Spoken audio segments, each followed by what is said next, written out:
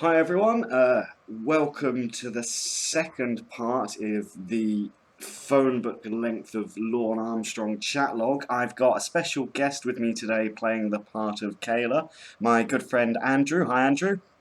Hello, it's always been my ambition to play a schoolgirl. Well, I believe you've dressed for the part as well. I've got my Britney Spears costume on as we speak. I've just had to close the curtain so, nobody thinks I'm nuts. Yes, well, we'll Or have I get arrested. we'll have a webcam session afterwards. Ugh. Yeah.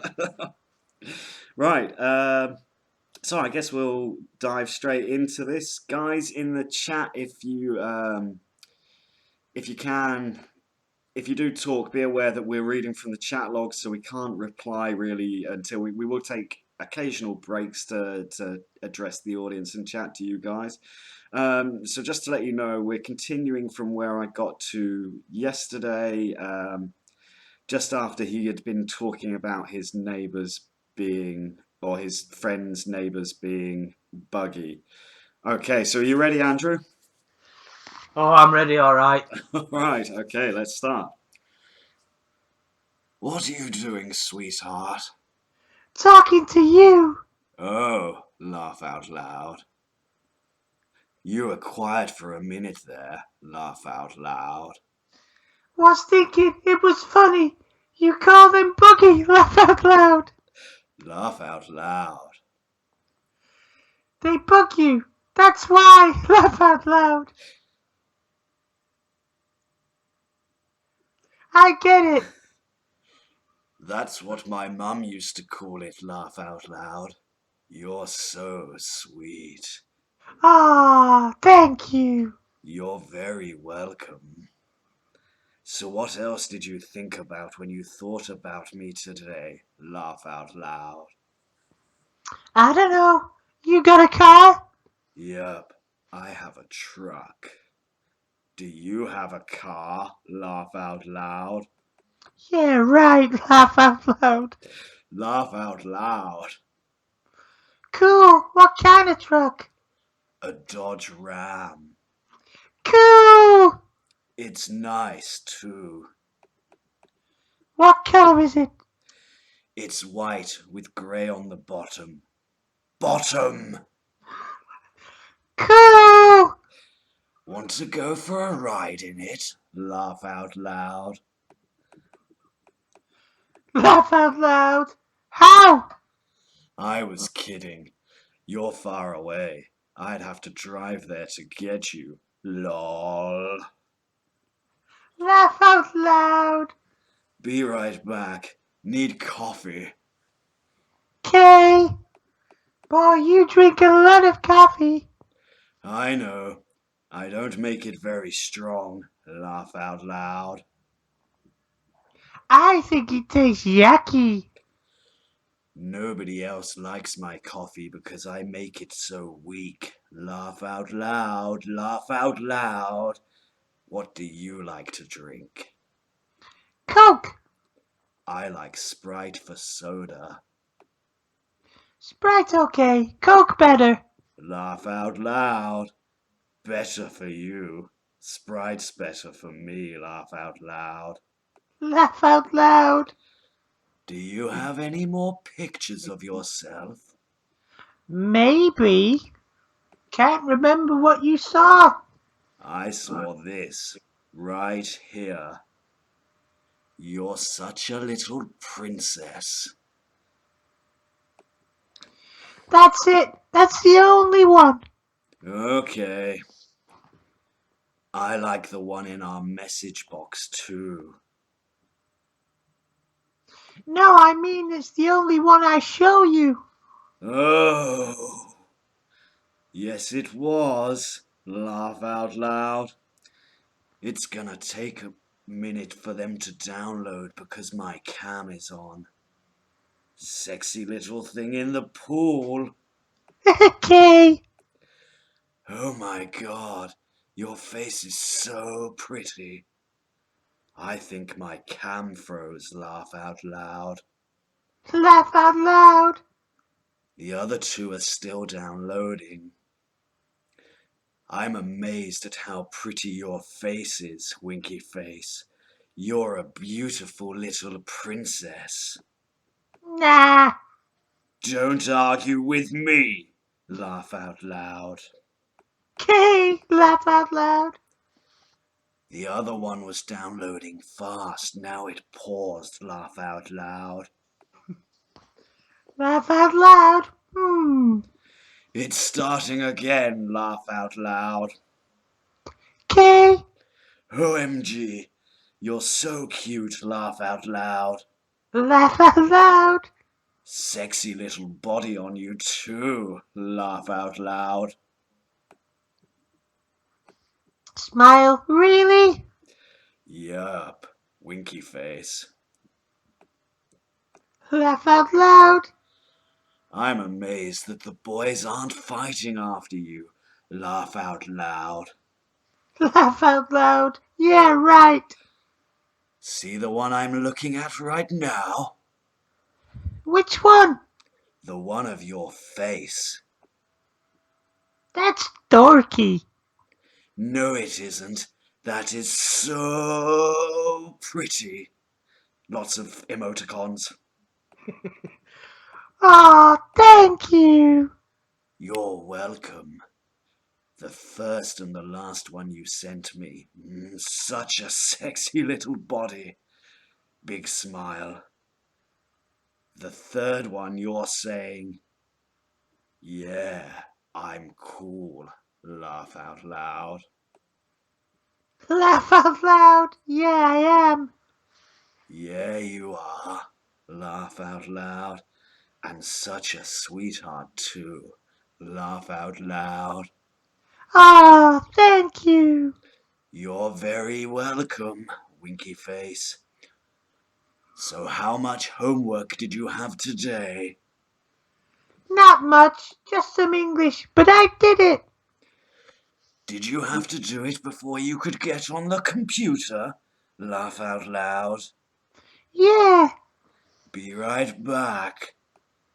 Okay. He has to use my phone. Hang on, okay? Okay. I told him to hurry. Laugh out loud. God, they're buggy. Laugh out loud. Laugh out loud. He took my phone over to his apartment. The other guy is going to tell his roommate to hurry. Laugh out loud. So what are you doing, sweetheart? My friends are buggy. Laugh out loud. They're bugging me. Laugh out loud. Be right back. Okay. Hey, you still there? Welcome back, sweetheart. Winky Face. Yes, I weren't going to leave you. Laugh out loud. Laugh out loud. I got booted. Okay. Smile. I'm still waiting for them to get back here with my phone.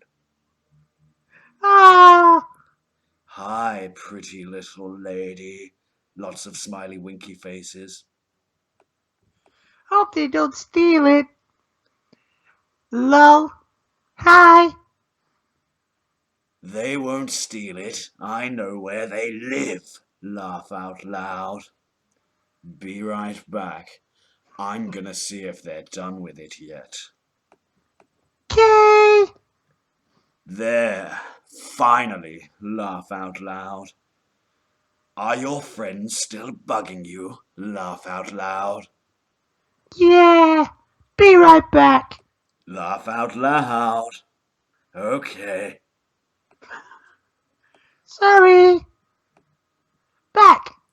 Welcome back, precious. Smile. Does that frustrate you when your friends bug you when you're talking to me? Laugh out loud. Yeah. Laugh out loud. But Jessie is my BFF, so you know I gotta help her out. Yeah, that's true too. You're so sweet. Thank you. Did you tell her anything about me? No. Okay, good. You probably shouldn't, because she might tell someone else, and it might get back to your parents, and they might not like it. Okay. If your parents told you no more talking to me, would you still sneak and talk to me anyway? Laugh out loud. Yeah. Laugh out loud. You must really like me a lot. Laugh out loud. Yeah. Smiley face. Kiss. Big smiley face. Do you have a crush on me? Laugh out loud. Be right back. Okay, I'm back. Yay. Big smile. Now back to my question. Laugh out loud. Do you have a crush on me? Laugh out loud. I don't know. Laugh out loud. You're so sweet. Laugh out loud. Thank you. You're welcome, winky face. Did you try to hurry to get your homework done so you could get online to talk to me? Laugh out loud. Well, I didn't really have that much, so I didn't have to hurry. Oh, laugh out loud. But I was glad I didn't, so I could talk to you more. Laugh out loud. Strange smile. Another emoticon. In other words, you have a crush on me. Laugh out loud. Kiss to the side of the face.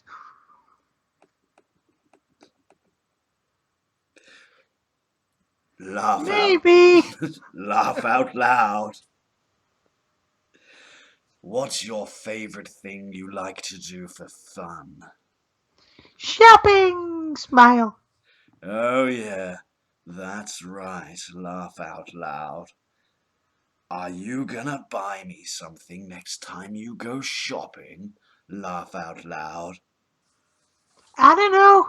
Do you want me to? What's your favorite thing to do for fun? No, I don't want you to. I want you to spend the money on you, winky face. My favorite thing to do is karaoke. Ah. Hang on. I'm gonna put the towel on the bottom of the door again so they think my lights are out and won't bug me again.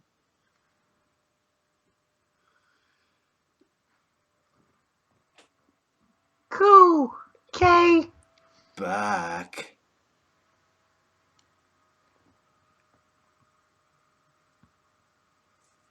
Cool.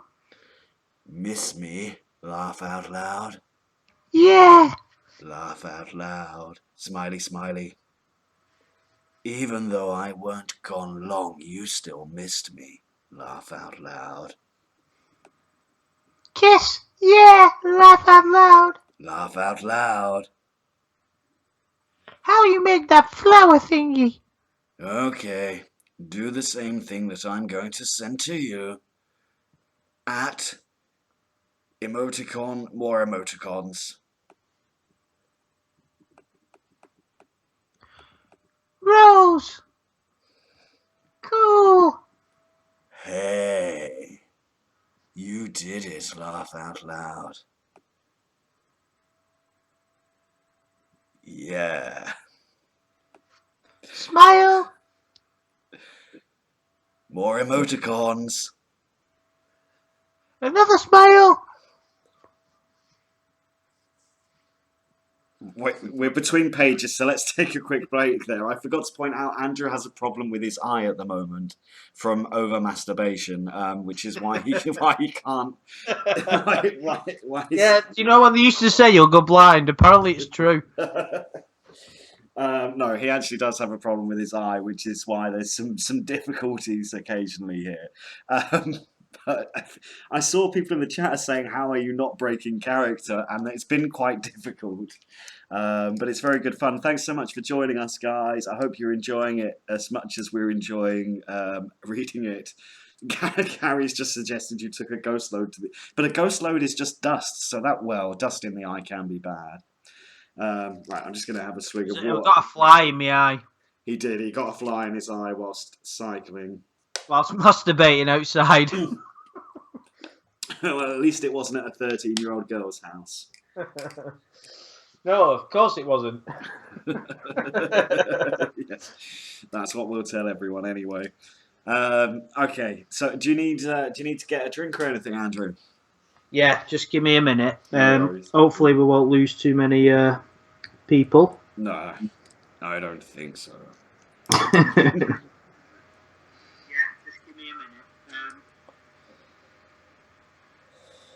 Yeah, guys, so obviously I need to keep talking to try and keep you interested, so let's see what's happening in the chat. Thank you, Rock Runs Rampant, for saying this is the greatest. Thanks, everyone, for joining us. I hope you're enjoying this. We've realised when looking at how long this chat log is, how many hours of material there's going to be here. Andrew is off to get himself some weak coffee. I'm sorry, my Lorne impression is terrible. Aloha, Kayla. So yeah, guys, do bear with us while we have a little recreational break here. We will be back in character shortly. I've made sure I'm not drinking alcohol this evening, which is probably good for a change. But I'm on the water this evening, the hard stuff. Hi, Rocker. And guys, if you haven't subscribed to Andrew's channel, it's in the subscription there, so go and do that while we have this little break. I can see more people are joining the chat, so obviously we started a bit earlier, so you guys in the States, it's probably a bit difficult. Some of you are probably even still at work and stuff, so I hope you're all having good days. Hey, Oreo. Sorry if I haven't said hello to anyone that's come in. As I said, like when we're reading the chat log, we can't really keep up with the chat, so I do hope that you're all enjoying yourselves. Won't be a sec. No worries. I hope Sir Edward always gets his mac and cheese, because you know what happens if people don't get their mac and cheese. Gary, the reason I started saying laugh out loud instead of place of lol is if you ever watch like the actual to Catch a Predator on Dateline NBC, they always say laugh out loud rather than lol when they're reading out the chat logs. But yes, it wasn't the best decision, but it's kind of cool. Brad, yeah, Lorne, I do have some whiskey right next to me. The trouble is, it's whiskey I bought at the airport, and it was close to 70 quid, and I'm already more than halfway down the bottle, and I wanted to save it for special occasions.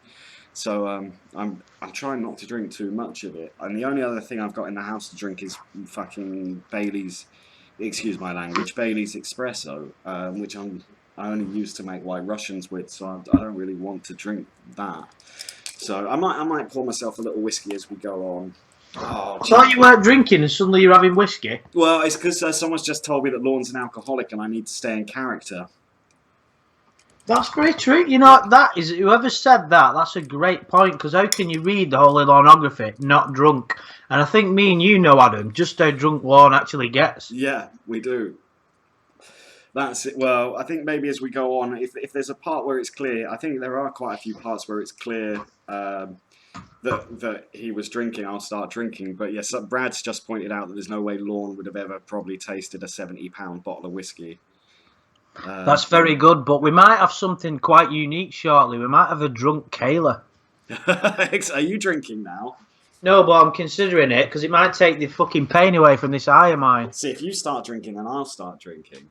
Oh, that's the way it goes, is it? You've already cracked one open and you're blaming me and I'm not even had one. I haven't started. Well, fuck it. It's there to be drunk, isn't it?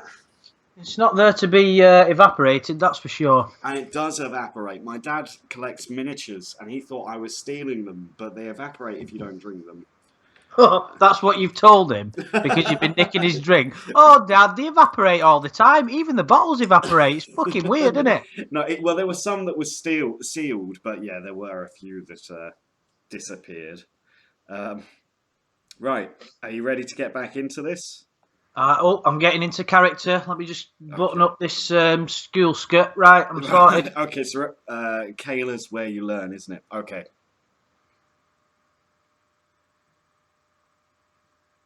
I think 10:50, 57 p.m. Um,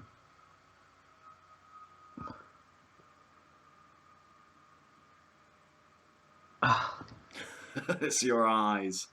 so no, where's 10:57? Sorry, 10:50 and 57 seconds. Just after he's taught her to make the rose. Where you learn that? I don't remember. I was just messing around one day and did it. Rose, cool. Big smiley face. Side kiss. Was that rose for me? Yep. Smile. Big smile. Thank you, precious. Smiley face. You're welcome, Rose. Smile. Smiley face. Another kissy face. Another weird smile. Another weird smile. Another weird kiss. A big smile.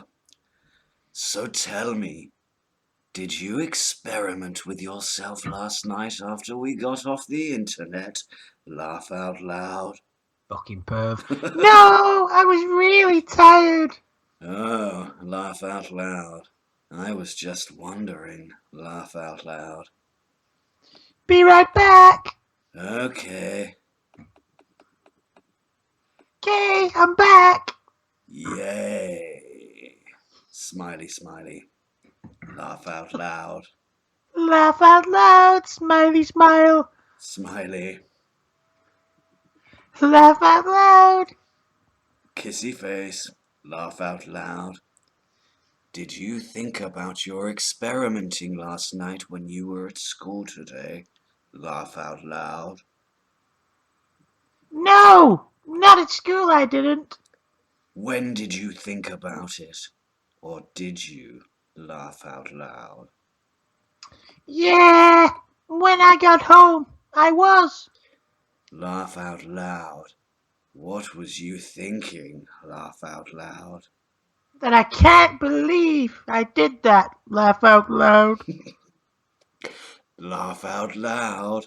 Want to try it again? Laugh out loud. I don't know. If you don't want to, you don't have to, precious. Laugh out loud.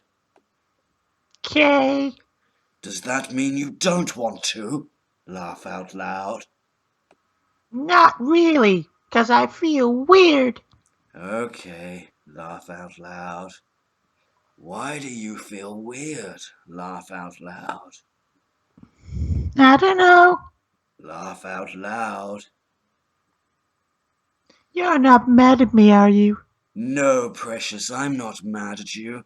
Don't ever think that. Smiley, smiley. Okay. Kiss. What are you wearing right now? My jammies. Cool. What kind of jammies do you have? Oh, they're really cool. They are white with cherries on them. Cool. What color is the rest of it? Laugh out loud. Oh, laugh out loud.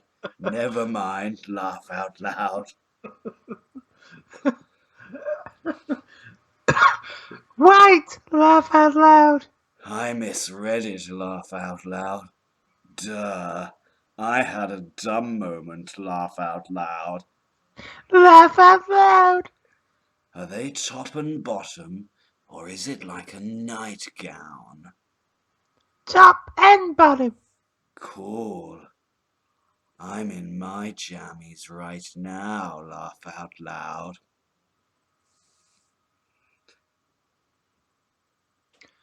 You are? Do you like my jammies? Laugh out loud. Yep. Wanna see? Laugh out loud. Yeah.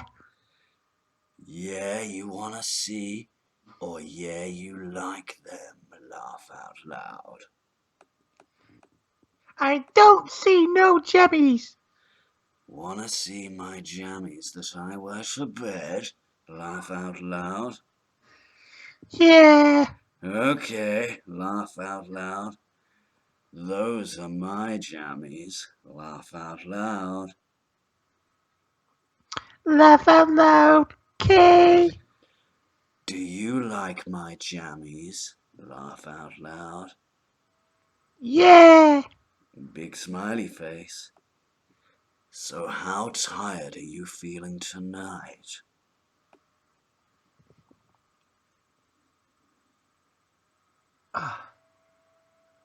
I'm kinda tired.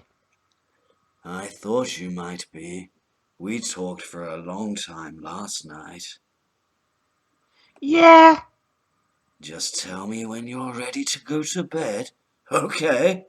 I won't be mad. I know you have to get up early.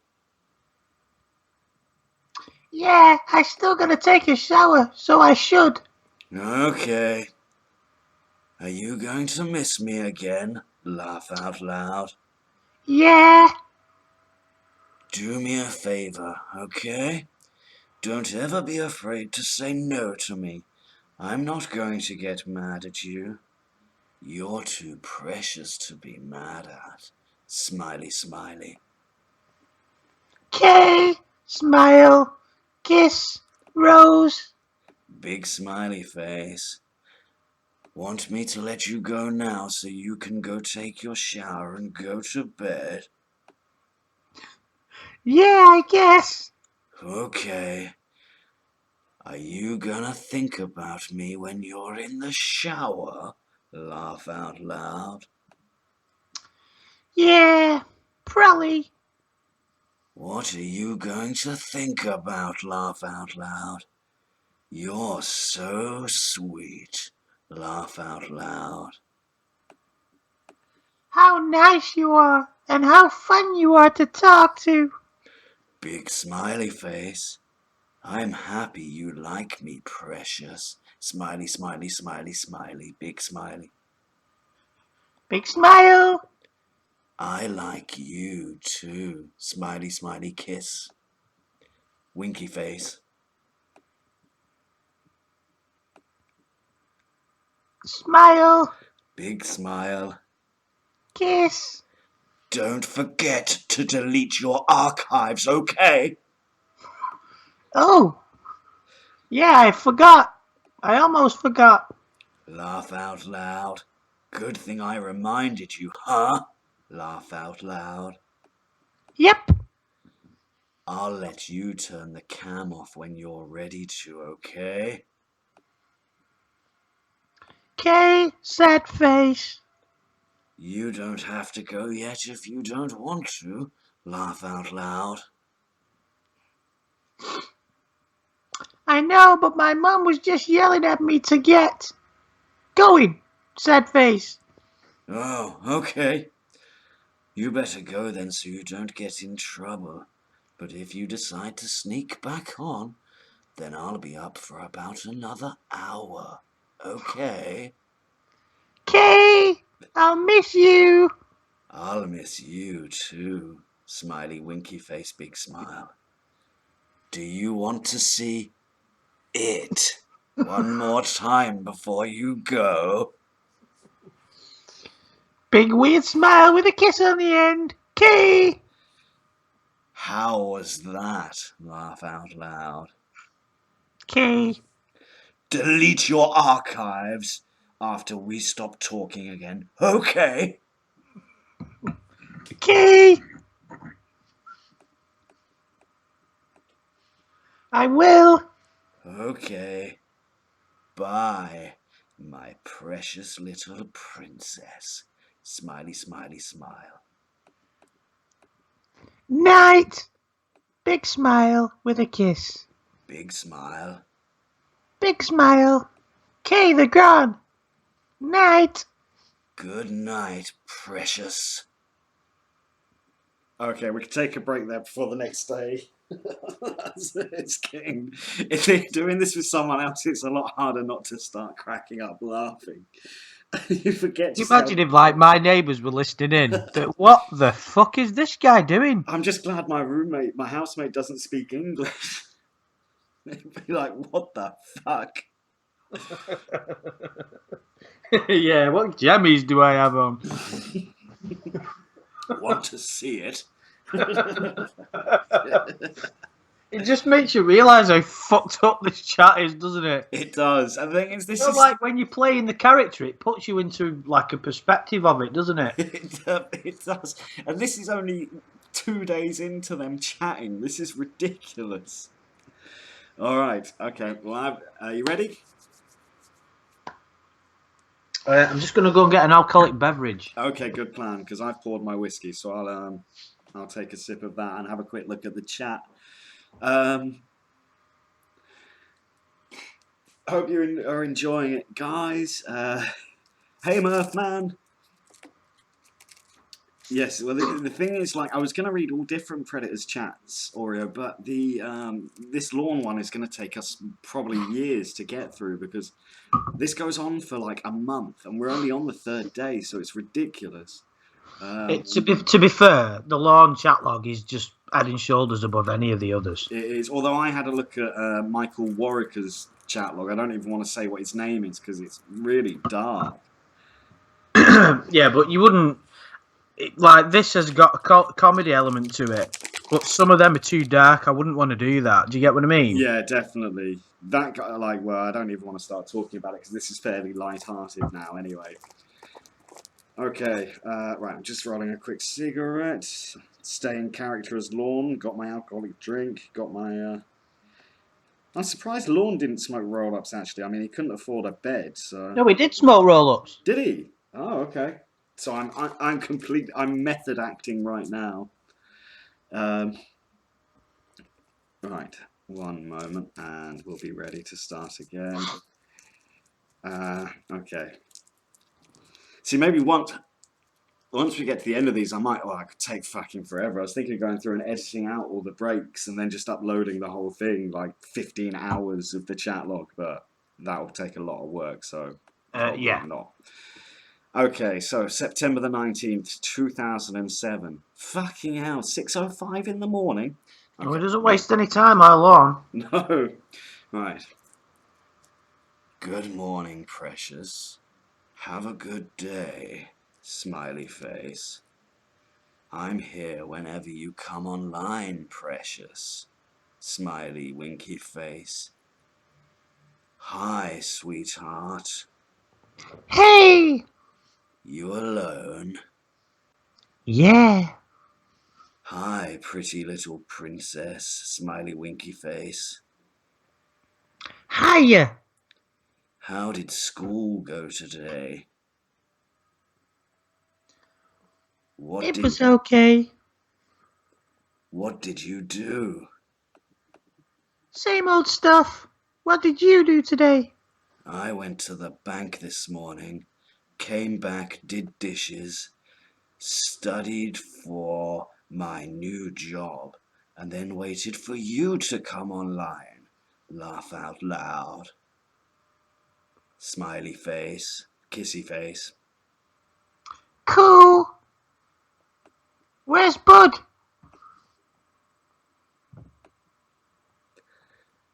Hi, Bud. He just looks at me every time I show you him on cam, like he's saying, Daddy, what the hell are you doing? Laugh out loud. Laugh out loud. Did you see his teddy bear? Yeah. Hey, you didn't send me that pic yesterday. Laugh out loud. Oh, I must have forgot. Sorry. It's okay. I'll forgive you this time. Laugh out loud. What did you do? When I was studying, I was sitting in front of the computer and I had two of your pictures up, covering the screen. Laugh out loud. You're so pretty. I couldn't help it. Laugh out loud. Smiley face. Oh, really? Yup. I still have them up there too. Laugh out loud. Kissy face. Cool. So how much homework did you have today? None today. Smile. Cool. Laugh out loud. Boy, I had to clean my room. Was it really messy? Laugh out loud. My mum was getting mad because it was a real mess. Laugh out loud. Yeah, sure was. How long did it take you to clean it? Like 2 hours. Damn. Laugh out loud. It was pretty bad. Sounds like my nieces used to be. Laugh out loud. I used to let them make a mess when they were over my place. Though they had their own room over my apartment. They thought they were something special. Laugh out loud. I got them their own phone too. Laugh out loud. Smile. Wow, cool. How many brothers and sisters do you have? None. Sad face. Oh, smiley face, kissy face. Are your parents ever going to have another baby? I don't think so. Bummer. You got any? Yeah. I have one sister and 4 brothers. Want them? Laugh out loud. Wow. Maybe 1 or 2. Okay, you can take the dumbest ones, okay? Laugh out loud. Laugh out loud. Okay. Laugh out loud. Did you notice that I have a cold? Ah, no. Sorry for you. My nose is stuffed up. Laugh out loud. I didn't sleep good last night because of it. It was a pain in the butt. Yeah, I hate colds. Me too. You can have mine if you want it, though.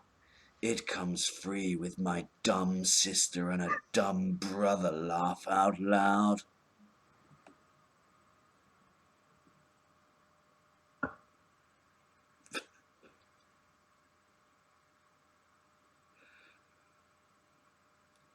I think Andrew's eyes have gone. I can't even read that first fucking line. Just skip on to the next bit. Right. Um, so, did you miss me today? Yeah. Really? Awesome. Smiley kissy face. I missed you too. Smiley face, kissy face, Rose. Smiley face, kiss, rose. Big smiley face. What did you think about today when you thought about me? I don't know. Just thought about you. Laugh out loud. Laugh out loud. Good things. Laugh out loud. Yeah. Okay. Big smile. Be right back. I need to blow my nose. Laugh out loud. Okay. Back. Cool. No yay tonight? Huh? Laugh out loud. Are you tired? Laugh out loud. Yay. Laugh out loud. A little. I could kind of tell, even through this thing, laugh out loud. How did you sleep last night? I slept okay. So, when you start your new job? Tomorrow at 4:30 in the afternoon, so I won't be home until around 10 tomorrow night. Sad face. I'm sorry, precious. Smiley winky face, big smile kiss. 2 smiles. Sad face, sad face. I hit the wrong one. Did you hit the wrong button? Laugh out loud. Yeah, laugh out loud. I'm going to be thinking about you a lot, though, especially around 7:30. Does that help? Laugh out loud. Sad face, yeah. Kissy face. I'm sad about it too. I love spending time with you. Smiley winky face. I'll never see you. Hardly, sad face. Dumb old job. Laugh out loud. Yes, you will. Every night and every weekend. Do you... Sometimes. Lost the pick. Sorry, Lorne. Carry on. Do you do many things on the weekend? Sometimes, not always. Are you doing anything this weekend? I don't know. Yet. I'm not doing anything that I know of, so hopefully we can spend a lot of time together this weekend. Cool. When's your next vacation? Like from school? Yup. Be right back. Need coffee. K. Back. Yay. Kissy face. When's your next vacation from school? Probably fall break.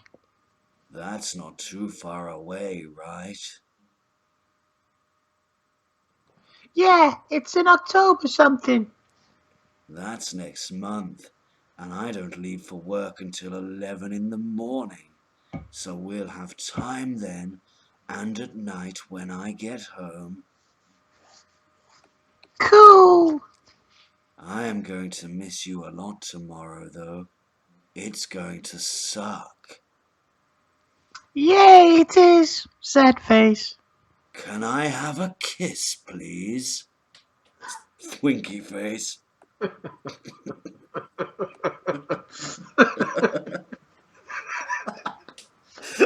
Sorry.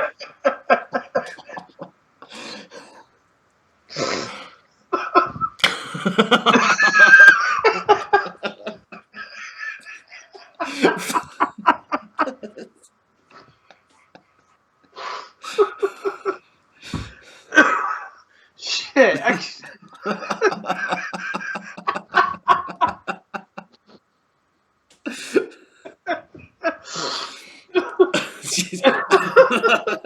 This is how bad we've got with that line. That's so funny. Hey Russell, we're reading chat logs from To Catch a Predator. But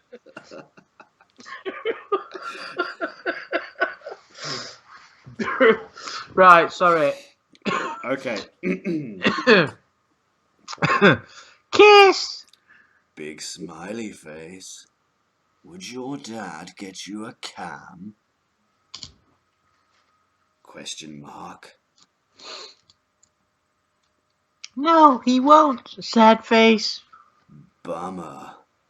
I wish I could get you one. Laugh out loud. I had one, but they took it.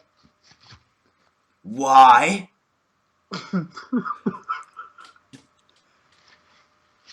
My friend Maria had one. And she was talking to some guy. And he had his shirt off. like you right. And her mum came in and saw it, and she was like flipped out. She was grounded like forever. Wow. So anyways, her mum told my mum about it. Oh, wow. And they were like, okay, you're not having that thing anymore. Stupid. Bummer. Stupid. Yep.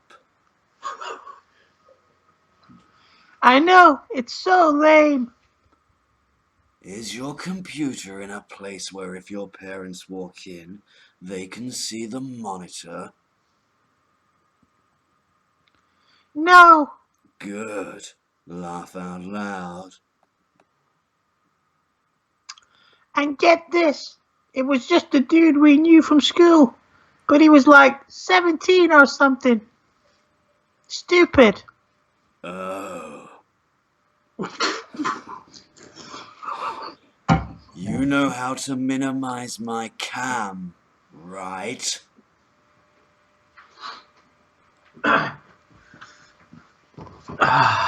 Yeah. Okay.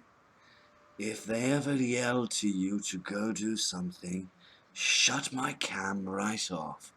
Then I'll turn it back on for you when you get back, okay? Okay. Good idea. Smiley face. Laugh out loud, kissy face. Kiss. Be right back. Need to turn the air conditioning on. Okay. Back. Grr. My nose is so stuffed up. Laugh out loud. You should take some medicine. I did. It's still stuffed. Laugh out loud. Must not be very good medicine then. Want to come take care of me and get me back to good health? Laugh out loud. Laugh out loud. Now, how would I do that? Don't know, but it's a nice thought though. Huh? Laugh out loud. Yeah. Laugh out loud. Laugh out loud. So, did you think about me while you were in the shower last night? Well, yeah, 'cause we just got done talking. Laugh out loud. What did you think about? Laugh out loud. Did you notice? I like to know what you're thinking about me. Laugh out loud. Laugh out loud. Yeah. That you're really cool and a great new friend. Cool. Big smiley face.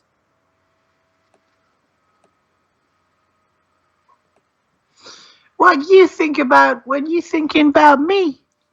That you're really beautiful and a special girl, and I really wish you were closer to my age. Laugh out loud. You think I'm beautiful? Really? Yes, I do. Thank you. I think you're very beautiful.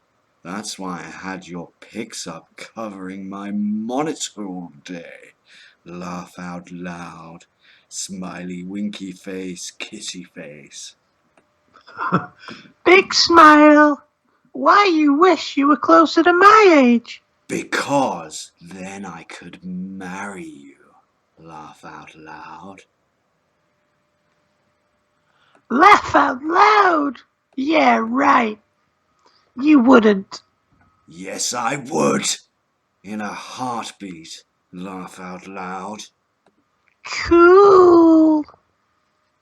Want me to be honest with you about something else?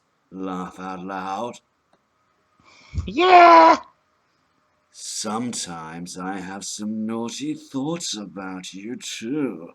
Laugh out loud. What you mean? Let's just say I wish you were closer to my age. Laugh out loud. I don't get it. Laugh out loud. I don't know if I want to tell you or not. That's why I said let's just say I wish you were closer to my age. Laugh out loud.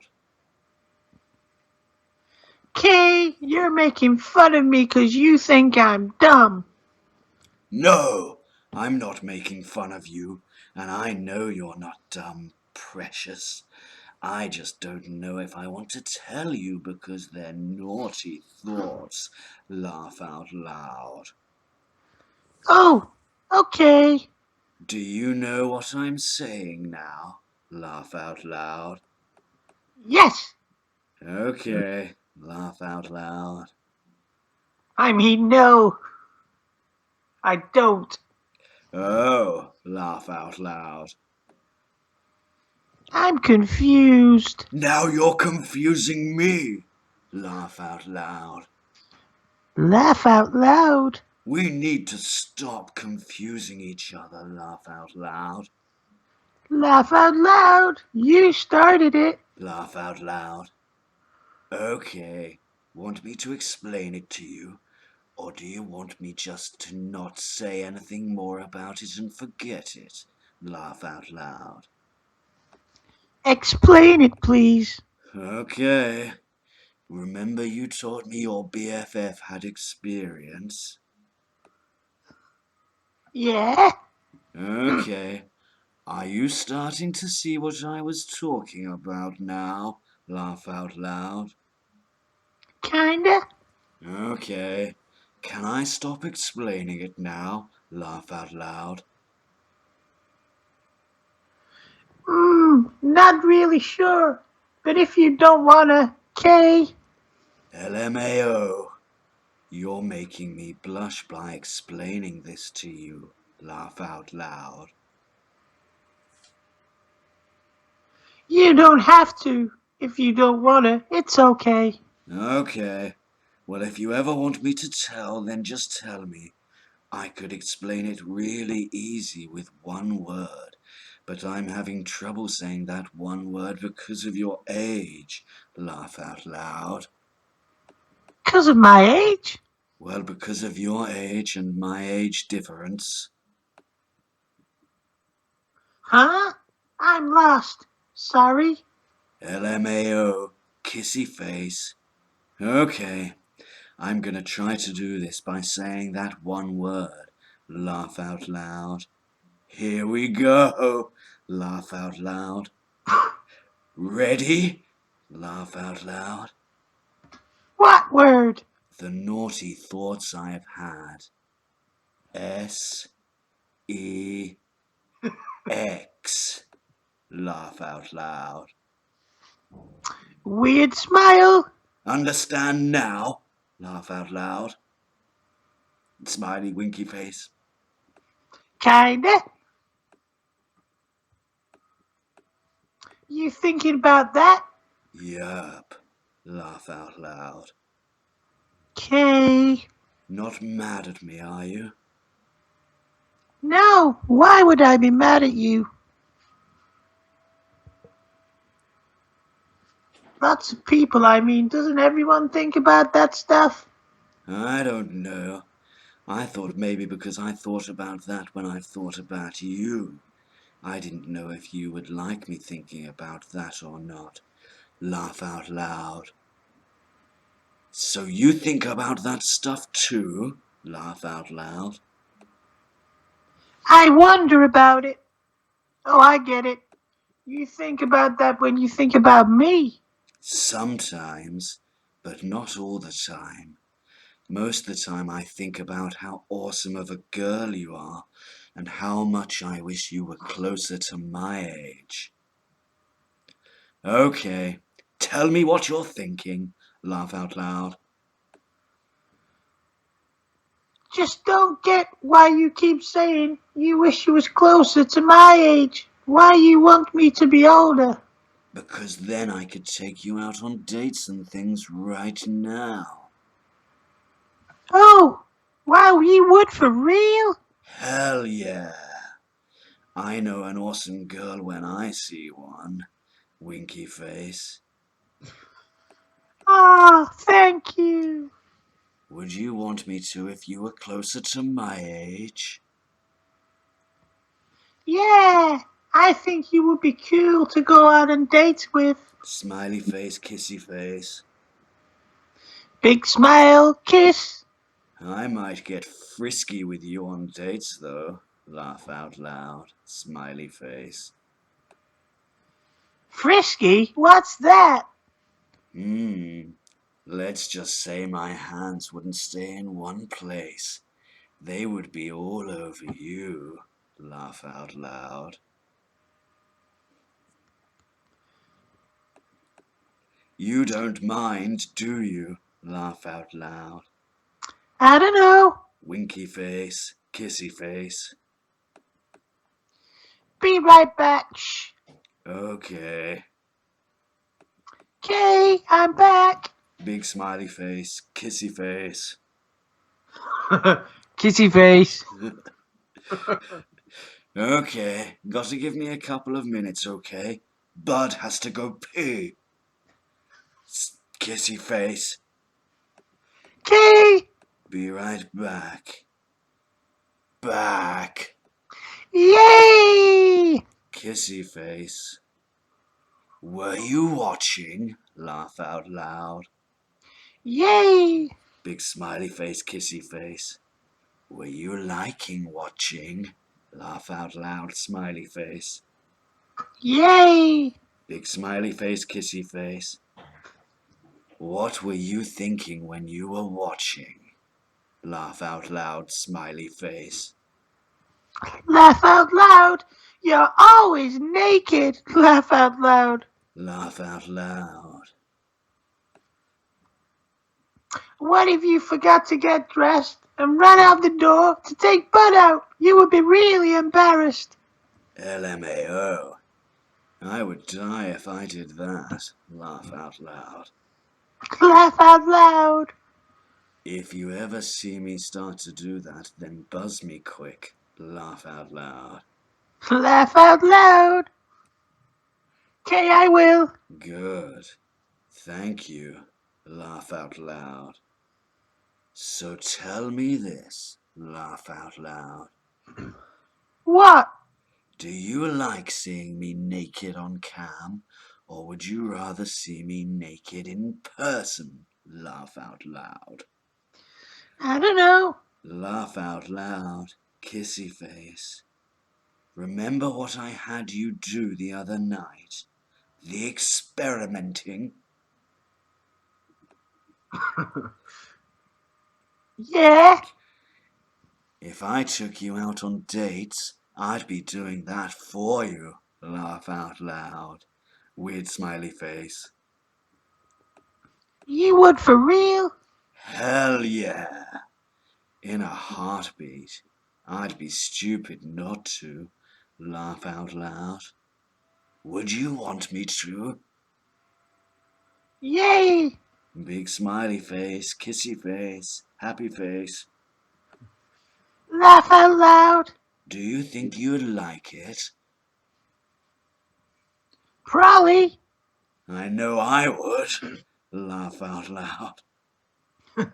Cool. Do you feel like experimenting right now? Laugh out loud. Shh. Laugh out loud. Jeez, my parents are dumb. Kissy face. What did they want you for? They're dumb, God. Laugh out loud. They are running out to the store and wanted to know if I wanted ice cream. I'm like, well, duh, who wouldn't? Laugh out loud. Laugh out loud. So you're going to be alone for a few minutes, huh? Yeah. How long are they gonna be gone? Not that long. I don't know.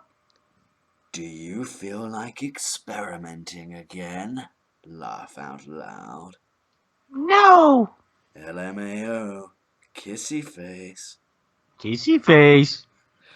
Are you scared it will hurt too much? Kinda. It won't hurt too much with just your finger. If it were my thing, that's when it would hurt the first time. Did it hurt the other night? Not really.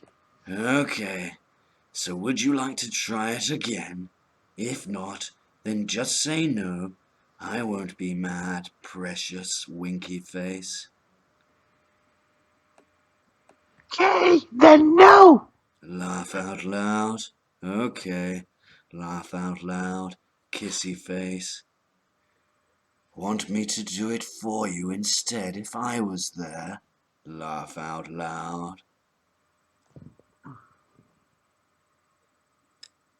You would want to do that for real? Hell yeah. It would be an honor for me to do that with you. You're like a little goddess. Smiley winky face, kissy face. Wow, what a sweet thing to say. It's very true, too. Can you tell how much I like you now? Laugh out loud. Yeah. Big smiley face. So if I were there with you right now, would you want me to do that for you? Laugh out loud. Yeah. Wow, I wish I was there right now. Laugh out loud.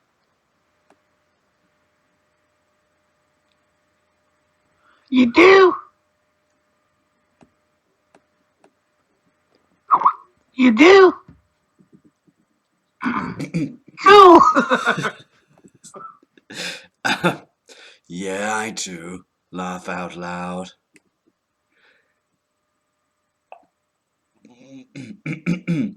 Do you have a mic? No. Bummer. Bummer. It would be perfect timing to hear your pretty little voice, because your parents have gone to the store. Would your dad get you a mic? I don't know.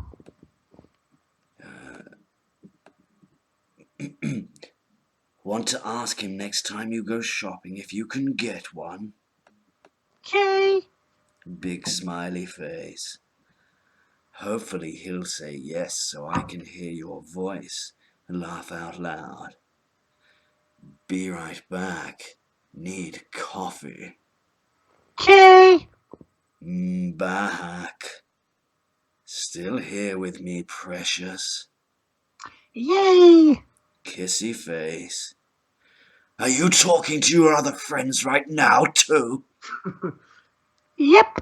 I was talking to Maria. Sorry. No, it's all right. Don't be sorry. Smile. Kissy face. Kiss. Oh, kissy face. You're so special, winky face. I figured out that I'm not that far from Kentucky. Do you know where Bowling Green, Kentucky is? Yeah. I'm Why? 63 miles from there. Really? Yep. I looked on the map today, just because I was curious. And I'm also 214 miles from Lexington. Laugh out loud. Wow, that's a long ways. Yeah, that's like 3.5 hours away. I've never been there, but here, it's nice place. Cool. Don't be telling me where you live either. Laugh out loud. I didn't say that because I wanted you to tell me. I told you that just because I wanted you to know I was curious. So I looked it up. Laugh out loud. Okay. But I'd still love to be right there with you right now. Laugh out loud. You would? Cool. So how do you feel knowing that I have a crush on you, too? Laugh out loud.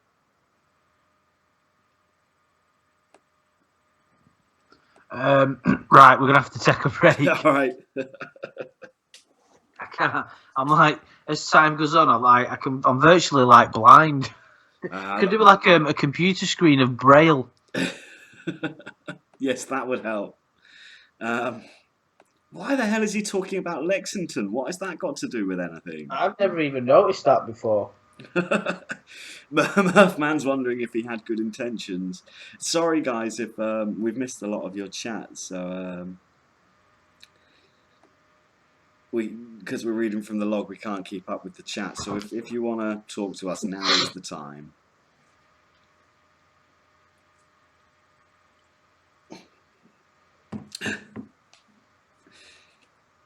Yeah, well, now it's just full of dead air, so I'll just talk rubbish. I could sing I Loved Her First. I wonder if I can find the lyrics. Until Andrew comes back. I'm still here. I'm just trying to like reconfigure my eyes. Okay, recalibrate them. Look at the two of you dancing that way, lost in the moment and each other's face. So much in love, you're alone in this place, like there's nobody else in the world. And that's enough of that.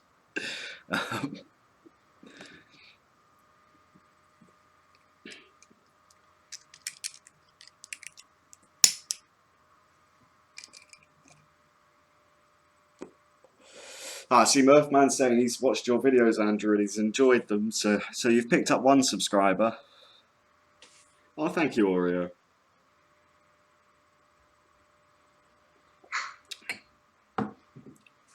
Right, yeah, bear with us, guys. Sorry for the silence. We're just having a quick break. Andrew's recalibrating his eyes, and I'm living the life of Lorne by smoking and drinking. Does it not sort of add another element to the chat log as you're reading through it? It even, you know how much I fucking studied this, and it makes it even creepier for me. Yeah, I think anytime, Piper, I'll sing you to sleep. The thing is, like, just I'm not really taking it in as I read it. I mean, because I've never really gone through the whole chat log. Rocker, of course I'm naked. I'm always naked. Anxiously awaiting Mr. Penis cameo. I think it takes a while for Mr. Penis to come out. No, Mr. Penis is out now. He's always naked, isn't he? Oh, of course, yes, but before he actually refers to him as Mr. Penis. Oh, right, yeah, that's towards the rear of the chat log. Oh, we've got a long way to go until then. Oh, you're not joking. I don't think... yeah, I think it'd be Lorne's 10th anniversary of getting busted before we get to that. Mm. Oh, we'll have to do a reading on the anniversary. Yeah, it's a long time off, but something's got to be done. We might get to the finale then. We could reenact the meeting with Chris Hansen. I think Lorne might get busted on Hansen versus Predator on the 10th anniversary. Oh, imagine that. It'd be like a reunion special, but horrible. I don't think I'd be able to handle that. I think that would just rewire your brains. Our brains. I think I'd have to perform some kind of ritual killing or sacrifice to the gods if that happened. It'd just be too much for me to handle. Fantastic, but we can dream. Well, the thing is, it wouldn't surprise me with how stupid he is and how much he keeps getting catfished. Yeah, It'd be in character, wouldn't it? I think he would. He's to be too afraid to go back to prison this time. Yeah, with a kid. Yeah, I think you're right. Yeah, he didn't really know what he was getting into last time, did he?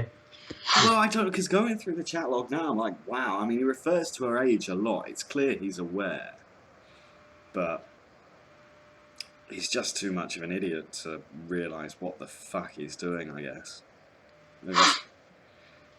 Um, okay, so where were we?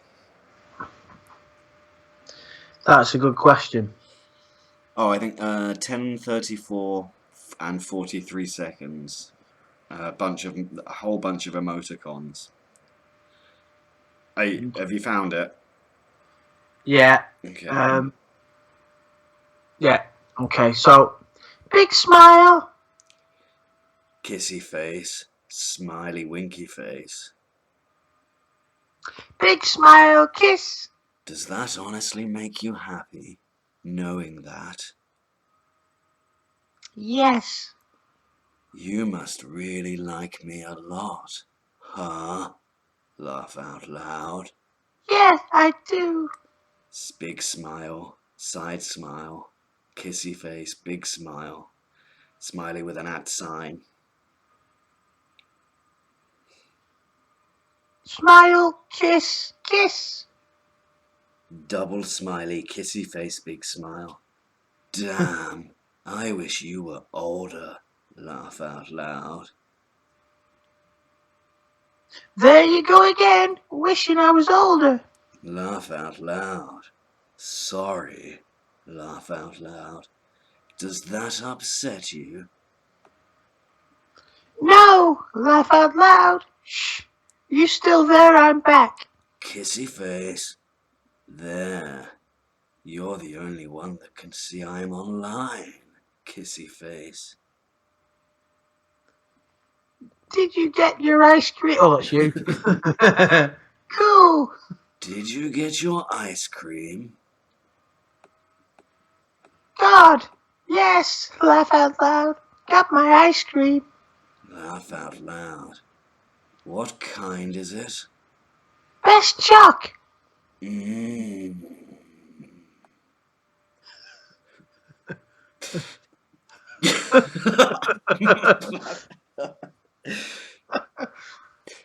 Can I have a bite? Laugh out loud.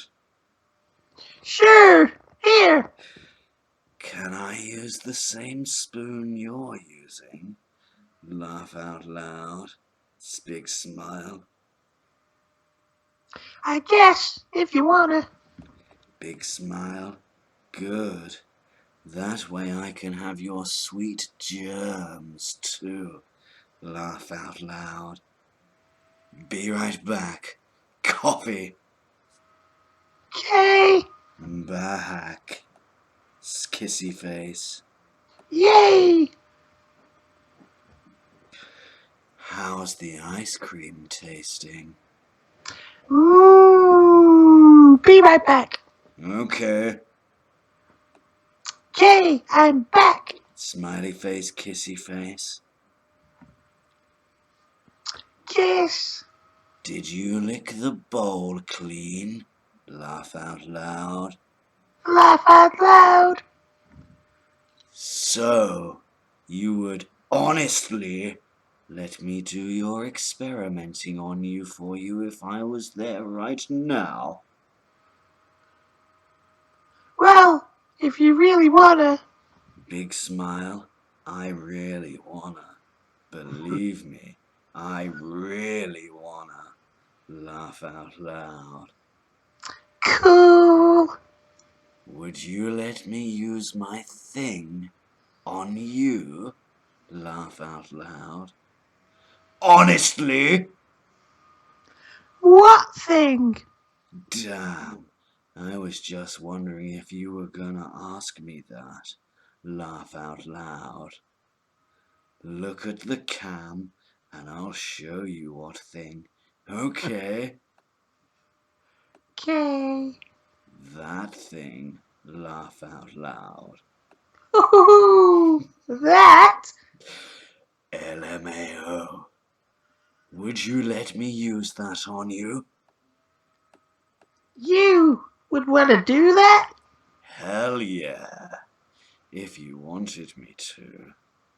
Especially with you, winky face. You. Yes. Big smile, kissy face. God, I wish I was there right now. Laugh out loud. Big kiss, small kiss. It would be your first time. Would you be scared? Yeah, probably, kinda. I would do everything I could to make you feel more comfortable, because you're my precious princess. Kissy face. Smile, kiss. Would you rather have me call you my princess or my baby girl? Or is there something different that you would rather have me call that you'd like better? I like you calling me your precious princess, but baby girl is nice too. Okay, I'll call you my precious princess then. Winky face, kissy face. Smile. Are you wishing you could see me in person now? Laugh out loud. I know I am. Laugh out loud. Yeah, that would be cool. That would be better than cool. That would be amazing. Especially to be able to be with you like that. Even to kiss you would put me in heaven. Laugh out loud, winky face. Ah, how sweet. Yeah, you are very sweet. Are you in your jammies yet? Yay. Same ones as last night or different ones? Same. Wish I could see you out of them. I mean in them. Laugh out loud. Kissy Laugh, face. laugh out loud. Smile. Would you let me take them off of you if I were there right now? Yay. Big smile, kissy face. Laugh out loud. I really wish we could see each other in person. Wow. I want to kiss you so bad right now. Confused face. Big smile. Oh no. Wow. Wow. What? Smile. That you really wish we could see each other in person. You didn't think I was kidding about that, did you? Laugh out loud.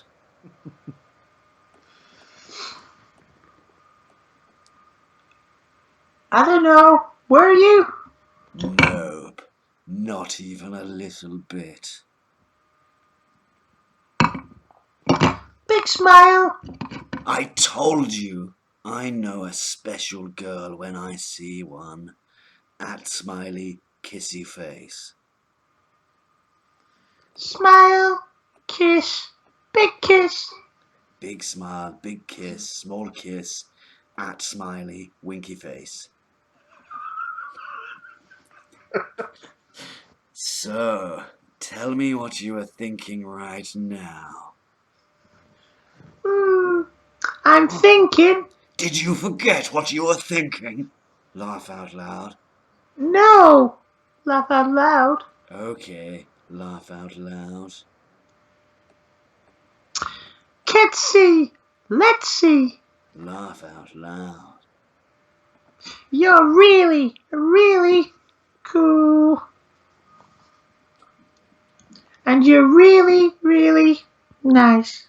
Big smiley, another big smiley. And you're cute. Two big smileys. And you're really smart. Big smiley.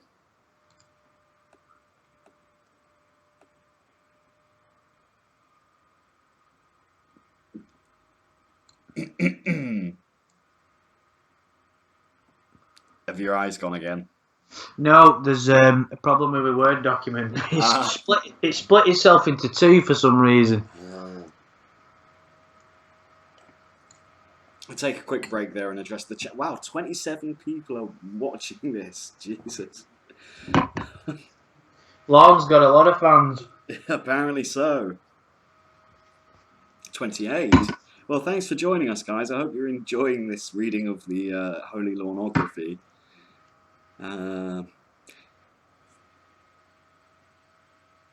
Yes, that there's the next few lines are even wow. I can't wait to do this bit. Oh, well, it's just a shame that my bloody screen's ballsed up. Hang on a minute. No you see, it's really difficult to fix the screen when you can't see.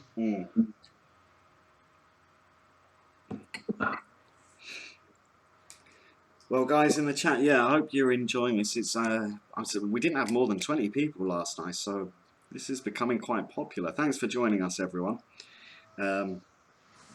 Obviously, we've got a lot of this to get through, but fuck, you know, I can't believe how dark this conversation. It is quite dark. I can't believe how weird, how quickly it gets.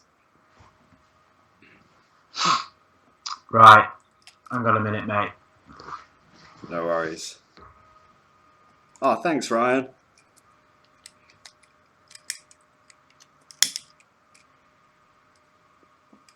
Yeah, and I must apologise, guys. I'm sorry for the stops and the pauses. It's just I've basically got one eye working at the moment, and that eye isn't working that great. So it's really difficult to keep track.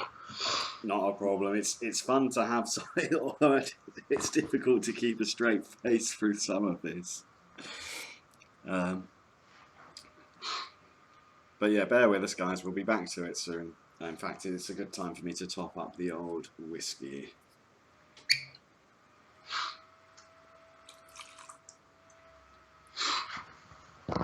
Oh, Piper, if you think Bold Beaver Hunters, that's not even the worst name. One of them used a really horrible name. I don't even like to say it.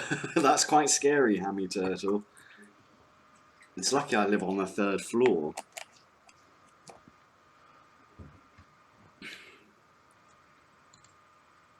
Right.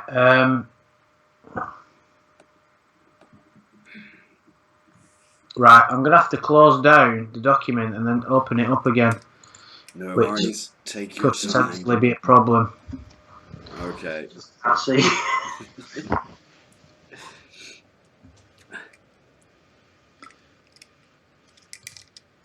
Oh, thanks, Lee. Although I think, Lee, you might have got mine and Andy's voice confused because you referred to Andy at something I said and now you're referring, I think, to me.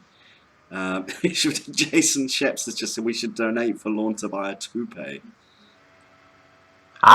Maybe I should get one as well. Yeah. I think. Well, at least you're happy in your baldness. You don't have to wear a baseball cap that you don't even like baseball for all the time. That's true. I do slip a baseball cap on occasionally, though. I haven't owned a baseball cap for years. I should. I went to the beach nearly 2 weeks ago, and just trying to get down to the beach. I was just on my way to the beach. Just on my way to the beach. Is this a setup or something? I don't even want this cookie anymore. I got sunburn. And it wasn't even very hot. It was ridiculous. I agree with you, Lee. Lorne shouldn't donate any money to Lorne. Yeah, bear with us, guys. We're yeah, tattooed across his forehead CAWD would be amazing. Rockers just said we can all chip in to have him castrated. Wow, are these homemade? Yeah. Right, Adam, we've got a problem, mate. I can't get the chat log back up. I can't see. It's really difficult to do stuff when you're fucking virtually blind. Right, well, we've done an hour and a half nearly, so maybe it's time to call it an evening for tonight. Yeah, maybe we could just chat for a bit and Mm. speak to some people in the community. You'll have to field the questions because I can't even read my phone. Okay, yeah. Well, if I'm no T100, I'm not going to buy one of his $30 T-shirts. He's reduced them to $18.95. But who would want a T-shirt with a registered sex offender on the front of it? Yeah, we happen to know that Lorne sold one Yes. in total, um, and that's pretty much it. But to be fair, that's one more than I thought he'd sold. That he'd sell. Yeah. Well. Fuck it. He's just such a weird specimen of a human, if you can call him Yeah, human. and I'm sorry for having to cut this short, guys. It's just it took me about 15 minutes to get the Word document up on my screen, and I had to turn the contrast really down on my TV because of any light that comes in at the moment, because I'm in that much pain, it's like a fucking needle through my eye, so I can't see to open it up again. So I'm hoping my eyesight returns because I'm quite a fan of my eyes, if I'm being honest. Murphman wants to know what it says on his T-shirts. It says "Cod Almighty" and it's got a picture of his face. Lee has asked you, Andrew, what do you think about Lorne being attracted to his nieces? Oh. Well, I mean, there's no. He refers to them right at the beginning of the chat log, doesn't he? Yeah. So, and he mentions them in one part of the chat log, which is quite, I think, quite telling when he says he mentions the fact that his nieces run about buying short skirts, and he said he gave them permission to wear them, and I just thought it was just a bizarre, because he's obviously, when he's talking to Kayla, he's thinking sexual things, and to constantly bring up his nieces as well, one would suggest It's a bit that weird when it's linked. he says I wish you were my niece. I find that really creepy. Yeah, Lee, I think you're agreed. We agree with you on that one, or I agree with you on that one that he was attracted to his niece. I don't. I think they, after the whole teacup thing happened, I think they refused to have anything to do with him. Well, if for anybody that's not watched the video, we did a chat with Ember, didn't we, Adam? Do you remember? That's still up on your channel if anyone wants to go and watch that. We had a chat with Ember, yeah. And Ember spent more time talking to anyone, talking to Lorne than anyone that's in the community at the moment. And she mentioned that nobody in his family really wants anything to do with him. The only person in his family at the moment that talks to him is his mum. Yeah. That's it. And he has two friends. Tony, what's the name of the woman? I can't remember. Adam. I can't remember. There's a couple, Tony and a female, and she basically they just screw Lorne. They scrounge off Lorne for beer money. Now, if you have to scrounge off Lorne for beer money, you're in a fucking bad place. Yes, you really do. I mean, we're talking about a guy that couldn't afford a bed at least at one time. Yes, I have seen that article. Actually, it came up yesterday when I was looking for the chat log. The chat log's now been deleted from everywhere online, but luckily Andy was able to send it to me. Have you seen that article? How can So, what article's that, mate? It's like a fake article someone's put on Yahoo Answers that says, "How can I stop people bullying my uncle online?" And it's about Lorne. Yeah, I've seen that before. I think it's bullshit. Personally, I don't think it's real because Ember has said, and I totally believe her, that the nieces want fuck all to do with Lorne. As I understand it, they didn't want anything to do with him before the chat log started. Oh, wow. Because he fell out with all his brothers and sisters. And if anybody that's keeping up to date with things, he fucking hates his brothers and sisters. Well, he hates everybody, really. Well, yeah, anyone that doesn't think he's, like, famous and legendary hates him. Yeah, no, it was. I don't think it was him that put the article up, Murphman, but that's an interesting theory. Yeah, Lorne's blocked me from his channel as well because I said, well, I gave him what I thought was quite constructive criticism, like saying he should stop trying to get fame off of his name, and that it's offensive that a sex offender has a YouTube channel in the first place. Well, I don't know if you subscribe to it, Adam, but there's Mm-mm. another channel called Lorne's Buddy. Oh, no, I don't subscribe to that, but I've seen it. There's another Lorne's obviously got access to that channel because Ember started it for him. And Lorne put another video up the other day which made no sense whatsoever.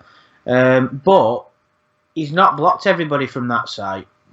Oh, okay. So I was in the process of copy and pasting an extract from the chat log, but I ended up deleting it because I thought, I'll save my humorous comments for another time because he'll just delete me again. Yeah, well, he blocked me because I I put a few things up as well, and it's like every time someone suggests he gets Twitter, I just can't help but resist and remind people of the fact that registered sex offenders aren't allowed Twitter. For some reason, that doesn't apply to YouTube, which absolutely baffles me. Yeah, it's a funny one, isn't it? Because that David Schumer's got some kind of YouTube channel going on. The Predator that was like, I don't want to be on the news, dog. It's a little late for that, dog. Yeah, 2 words, role playing chat room, dude. That's 5 words. yeah. How You, did you get that so wrong? you, Two words. you film me, dog? Yeah, we are filming. Yeah, he was a weird guy, that one as well, with his bloody sister and her kids in the car waiting outside.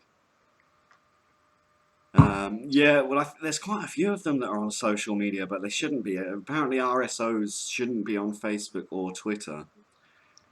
Crime Watch Daily did an article about sex offenders on social media, which was basically a couple of days after me and you did the video about sex offenders on YouTube. Oh, really? Yeah, Oh, I and I need to thought check the that timing out. was really weird. Yeah, they probably saw that and stole the idea. Yeah, I was Bastards. thinking that, See, bastards. if we were Lorne, we'd be starting a lawsuit against them. Oh, you're not joking. We'll have to go over them at some point. Yeah, yes, definitely. See, yeah, they won't let someone like Lorne run free, but they won't give Shaman the time of day. Yeah, because they keep taking his videos down, don't they? Well, the ones about To Catch a Predator, anyway, which is a bit strange. Yeah, I don't. If I'm being totally honest with you, I'm kind of thinking my channel's going to go down any moment. Yeah, but you're not Just piss me off. monetizing. It's to do with because of this whole big thing about the big name advertisers have all pulled out of YouTube recently. Although that was, from what I heard, was mostly to do with hate speech. But I think because if Coca-Cola, like, they just kind of whack any advert onto the front of any video, and then so suddenly Coca-Cola are putting their adverts on the front of a video about a sex offender, and then you start thinking about Coca-Cola and sex offences. So that's kind of why they're doing that, I believe. But I was thinking that the other day when I was loading up one of Lorne's videos, regrettably, and an advertisement came on, which means he's obviously still monetizing his channel. And it made me think at the time, can you imagine being associated with the name of Lorne Armstrong? Yeah, well, that's really weird, actually. Yeah, yeah. But I don't. I mean, it's probably RSOs and Coke go hand in hand. Yeah, it's probably they don't really like regulate who's who. Like no one at YouTube is probably actually aware of who Lorne is. It's not until your channel gets like really really big people start sitting up and taking notice. Jason absolutely agreed with you there. You'd think after 5 years in prison, Lorne would have grown up, but doesn't seem to have sunk in what he did. He still thinks he's innocent, doesn't he? Ridiculous. Yeah, I can't. I mean, it's a bizarre time at the moment because Lorne is leaning on the Church of God for his income. Hmm. He's unemployed, again, and he's trying to flog his t-shirts. It's kind of an unprecedented situation, really, because the last time he was unemployed, he didn't know anything about this community as he understand it. He went from Clark's Milk to wherever he's working now. Was working. Yes. I'd really like to know the longest period of time Lorne has ever held his job down. A job down for. Well, even during this chat log, doesn't he have 4 jobs during this period of 1 month? I think there's 3. He had the selling the tickets for the Beatles. Yeah, and then the lull operating. Yeah, and the doing the job for building the gym for the church. And I think he might have had four, because I think he had a different one at the beginning. Yeah, wow. I mean, 4 jobs in as many weeks. That's ridiculous. Yeah, he's just one of them people, Lorne. We all know them, or at least I know of a few, where they can't hold jobs down, they can't make many friends, they just struggle in every aspect of life. It's kind of a shame, really, but it's very difficult to have sympathy for someone who's so horrible. I mean, you only have to go through this chat log, and we it was funny. There was many laugh out loud moments, if you will, but there was many bits where I was just fucking in hysterics. There, I was just dying to laugh, but it makes you. It's very sinister what Lorne was up to. It makes you realise every aspect of his chat, every little bit is manipulation. Yeah, But yeah, on another side of that is, if you think about it, when you talk, modern dating is fucking nuts now. When you're talking to, I was talking to a girl that I met a couple of weeks ago, and we were chatting on Messenger for a while, and I actually got bored within a few days. It was fucking so frustrating. It was like you've got to be, you've got to be. It's like a game that you play. You can't have a free flowing normal conversation. You've got to think, right, I don't want to set message back too early. I don't want to say this. I don't want to say that. It's all about manipulation into them after like them getting them to think that you're great. Do you understand what I mean? oh yeah, I mean, even looking at that chat log, there's like bits where he says, "Oh, you can say no, I won't be mad," and then he's like still trying to force the conversation to become sexual. Yeah. And she's saying, "No, I don't want to talk about that. I don't want to experiment." And he keeps going back to it, going, "Oh, do you remember when you were experimenting? Do you remember when you did that?" It's just like it's it's like a very immature manipulation. Like he tries to kind of say the opposite of what he's really thinking. He's like, it's okay for you to say no, but in his mind, he's like, I'm going to force this conversation to be sexually charged, no matter what she says. Yeah, because he won't let it lie. He gives her the option to like say it's okay. We don't have to talk about it if you don't want to, but he still won't let it lie until he No. gets what he wants. And that's why I've always said that if he wouldn't have been successful with a real girl, because a real girl, not everyone, there would have been someone out there, but most 99% of girls would have just fucked him off.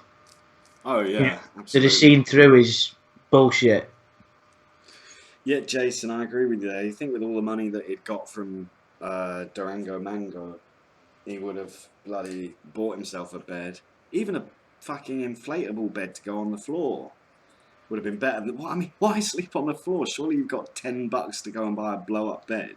Well, it's another element of the perfect storm that makes Lorne Armstrong. You've got a guy who scammed an old couple, who is basically a loser who thinks he's a winner, who who falls in love with this 13-year-old girl, who sleeps on the floor, eats nothing but chicken pie and mac and cheese, thinks he's going to be a country music star. It's like somebody's wrote a really bizarre black comedy and it turned, but this is real life. This is a human being. Well, I suppose that's probably why I find him so intriguing as well, because there is elements of like David Brent and Alan Partridge and Michael Scott in him, isn't there? It's like those people that can never see themselves for what they are. If, yeah, you're right. I didn't think of that actually. And if you think about it, Adam, me and you are both big, huge Office fans, aren't we? yeah, in fact, there's a line. I was actually thinking about this line today in the office where David Brent is talking about his band, how Texas once supported them on tour, and he's like, but Texas have gone off and become successful, and I've gone off and become a successful manager of an office, but Texas couldn't run an office, but we couldn't do what they could do. Well, actually, we could. And it's very much like the lawn. It's like really believing that you could be a successful singer when you're stuck in a dead end job. You're right there because really, what Brent is a prat. Mm. Lorne is a prat as well, whereas Brent has a very likable aspect to him and slightly vulnerable. Yeah. Lorne has that vulnerability, but Brent is a good person. He doesn't mean anybody any harm, and he doesn't No. try to do anybody any harm. But Lorne does. That's the difference. Lorne will do anything to get what he wants. He'll manipulate someone. He'll go to the lowest extent of having to try and molest a 13-year-old girl. And it's another, if there was a real life David Brent, we wouldn't find him that interesting. But with Lorne, you've got that darker element to it as well. It's like a perfect movie that contains every element that you want. You know what I Yeah. mean? Because That's. It's just I don't know. Like it is. It's just. I don't know if you've watched the US version of The Office as well. There's one. The Christmas episode where Michael Scott does something really creepy, but he doesn't even see how creepy it is. Like he starts dating this girl, and then he gets a family photo of her with her ex-husband and photoshops his I've head. seen Yeah, that. photoshops his head onto it, and then sends it out as Christmas cards to people with like the family and kids with him photoshopped onto the picture. You can just see Lorne doing something like that.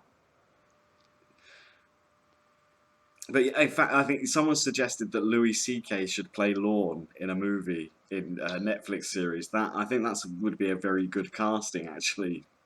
Do you think, right, and field this one to everybody who's out there, because it's something that I think we touched upon in one of our last videos, Adam. Could you make a really good documentary about the Lorne saga if it was done in the right way? I think you could. Yeah.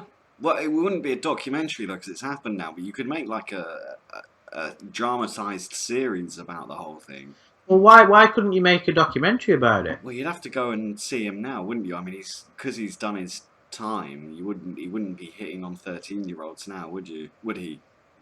No, but you could look at the past and get the footage from Dateline, speak to Chris Hansen, Yeah. speak to even members of the community, and then see what he's doing now, and just look at these crazy lawsuits and just because I always thought that the reason that the whole pornography is so interesting is because it's like a social commentary as well. It shows so many aspects of like modern life from a negative perspective. It's like employment and family problems, psychology, fucking sexual deviancy. It's got it all. Yeah, it really does. Yeah. And it's funny. Don't forget, because It's one funny. very important aspect of life is if you take it too seriously, you're fucked. Yeah. It's true. You can't. You've got to have a laugh. You've got to have a. I think people that enjoy my videos and yours as well, Adam. We've got a sense of humour, haven't we? And it's like with the chat log, it is dark in places, but it's fucking hilarious, isn't it? And Lorne himself as a character in the situation. I mean, some of the greatest comedy that you could ever get from the interview, the police interview, when he turns up at, hey girl, just these little sayings and, you know, and I never even meant to do it. It's like every time I hear that, I laugh. I want to know why I was stupid to do that. I've said that in like a redneck. I can't do a Lorne accent, sadly. I can say, oh, God, but that's I about must it. admit, Lorne's a different one to pull off, a difficult one to pull off, It I think. is, It's a bit yeah. like Homer Simpson. He sounds a little bit like Homer Simpson, if you ask me. Yeah, I suppose this. I think his character's a bit like Homer Simpson, a horrible, dangerous, child molesting Homer Simpson. Yeah, whereas Homer's just entirely lovable, isn't he? Yeah, And Lorne isn't. exactly. Yeah, he's the thing. Like I don't know. I mean, sometimes he baffles me because you read that chat log, especially now going through it from the beginning. I'm just like the whole way through. It's like a manipulation, really, isn't it? It's manipulating someone who doesn't exist, which is good, but it's very strange. I mean, why would he think that this 13-year-old kid wants to see him naked on camera anyway? Fucking disgusting. No, but Adam. that kind of delusion is still prevalent now. He thought that Ember wanted to see him naked. He thought that Michelle Simpson wanted to see him naked. He thinks that whoever this girlfriend is now, that he wants to see him naked. One can presume. Yeah, he's. But it just absolutely it boggles the mind. Like, and admittedly, we've both seen the naked pictures, which it's nothing to shout about, is it? No. If anybody wants to see them, and it's interesting because it gives you another, element of realism to Lorne's character, and it just shows you how disgusting he is. If you go onto Amber's YouTube channel and then the About section, there's a direct link to the photographs that Lorne sent Ember, which are all in with his dick out, basically. Mm. Yeah, it's just ridiculous. I mean, the thing, like, to an extent, well, not to an extent really, but you could, if you had like a 12-inch cock, you might be like, well, I'll send this to all the girls so that they, know what I'm packing. But when you've got a 4-inch mini bone, why would you send that to people? Why? I mean, does he actually think it's something to be proud of? I don't know. You can't necessarily apply logic to Lorne, can you? It really. I don't think we can. You see, you know what? What I don't get, and you know me, Adam, I like to go a bit deep, and I'll try not to do that this time. That's all right. You can go deep. Ugh. Really deep. But it always makes me wonder because I think it's important in life to sort of to strive to be better, and in order, not necessarily, always try and better yourself to some degree. Always try and learn. It doesn't mean that you have to be super ambitious, Yeah. but I've often wondered where that will comes from. Where does that little spark come from that says, I need to do better? And in order to do better, you've got to look within. You've got to and be honest. You've got to be honest with yourself, and you've got to be honest with the world and say, this is what the world's like, and this is what I'm like. But Lorne, in his own little way, does try to strive to do better because, in a way, don't take this the wrong way, he's flogging his t-shirts, he's doing his music, he's doing his fucking ridiculous TV show, but he doesn't see it as ridiculous. In his eyes, he's an aspiring musician who has a TV show, who sells t-shirts. He doesn't realise that he's actually going backwards in life. He's so unable to self-reflect and look at the world. And is that because he has some kind of I just think condition? he doesn't learn from his mistakes. I just don't know how. I mean, a word that we've associated with him for a long time is delusional, and I think that's kind of it.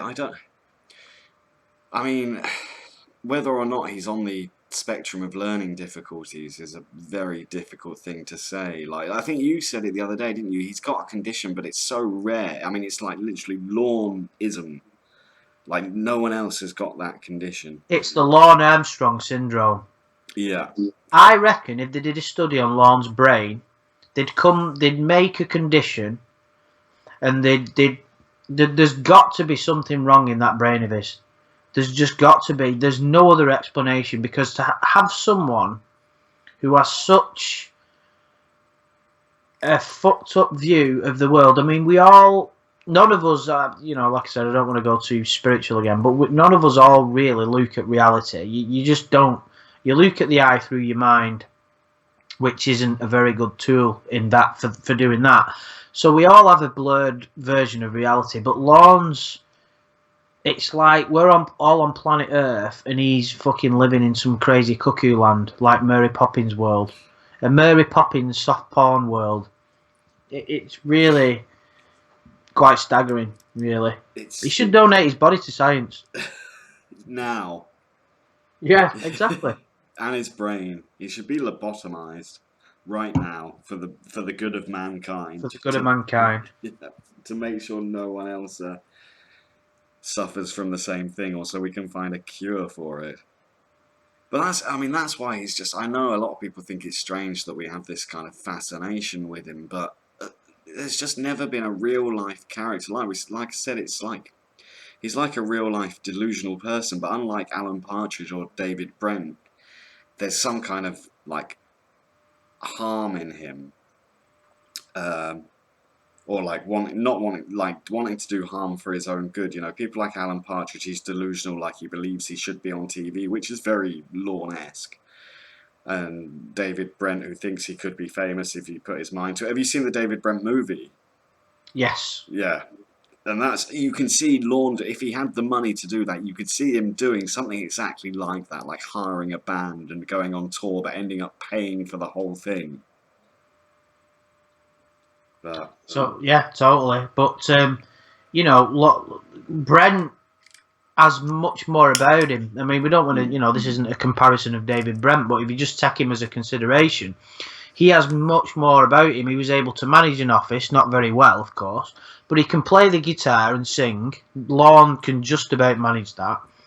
And he can front a band and he can write songs. Lorne wouldn't be able to pull that off. He seems inadequate at those skills because I don't think he puts too much effort into the right areas of his life, does he?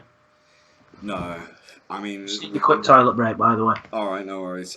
I'll wait for Andy to get back until we get back into the Lorne chat. But yeah, guys, I hope you're enjoying this. We've taken a bit of a break from the chat log because Andy's got bad eyes, so he couldn't keep up with it. No, I didn't see today's song, Lilith. What was he singing today? I saw Desperado. Panda Bear, you're absolutely right. He can't play guitar. I mean, I can't play guitar, so I don't. Yes, John Mars. I find it very. I don't know if self-righteous is the right word, but to call him the Lorne reality show is ridiculous. It's a really strange title to me. I did see the Draw My Life thing from Bass Charm, and that was very funny. Lorne on the road, man, yes. I'm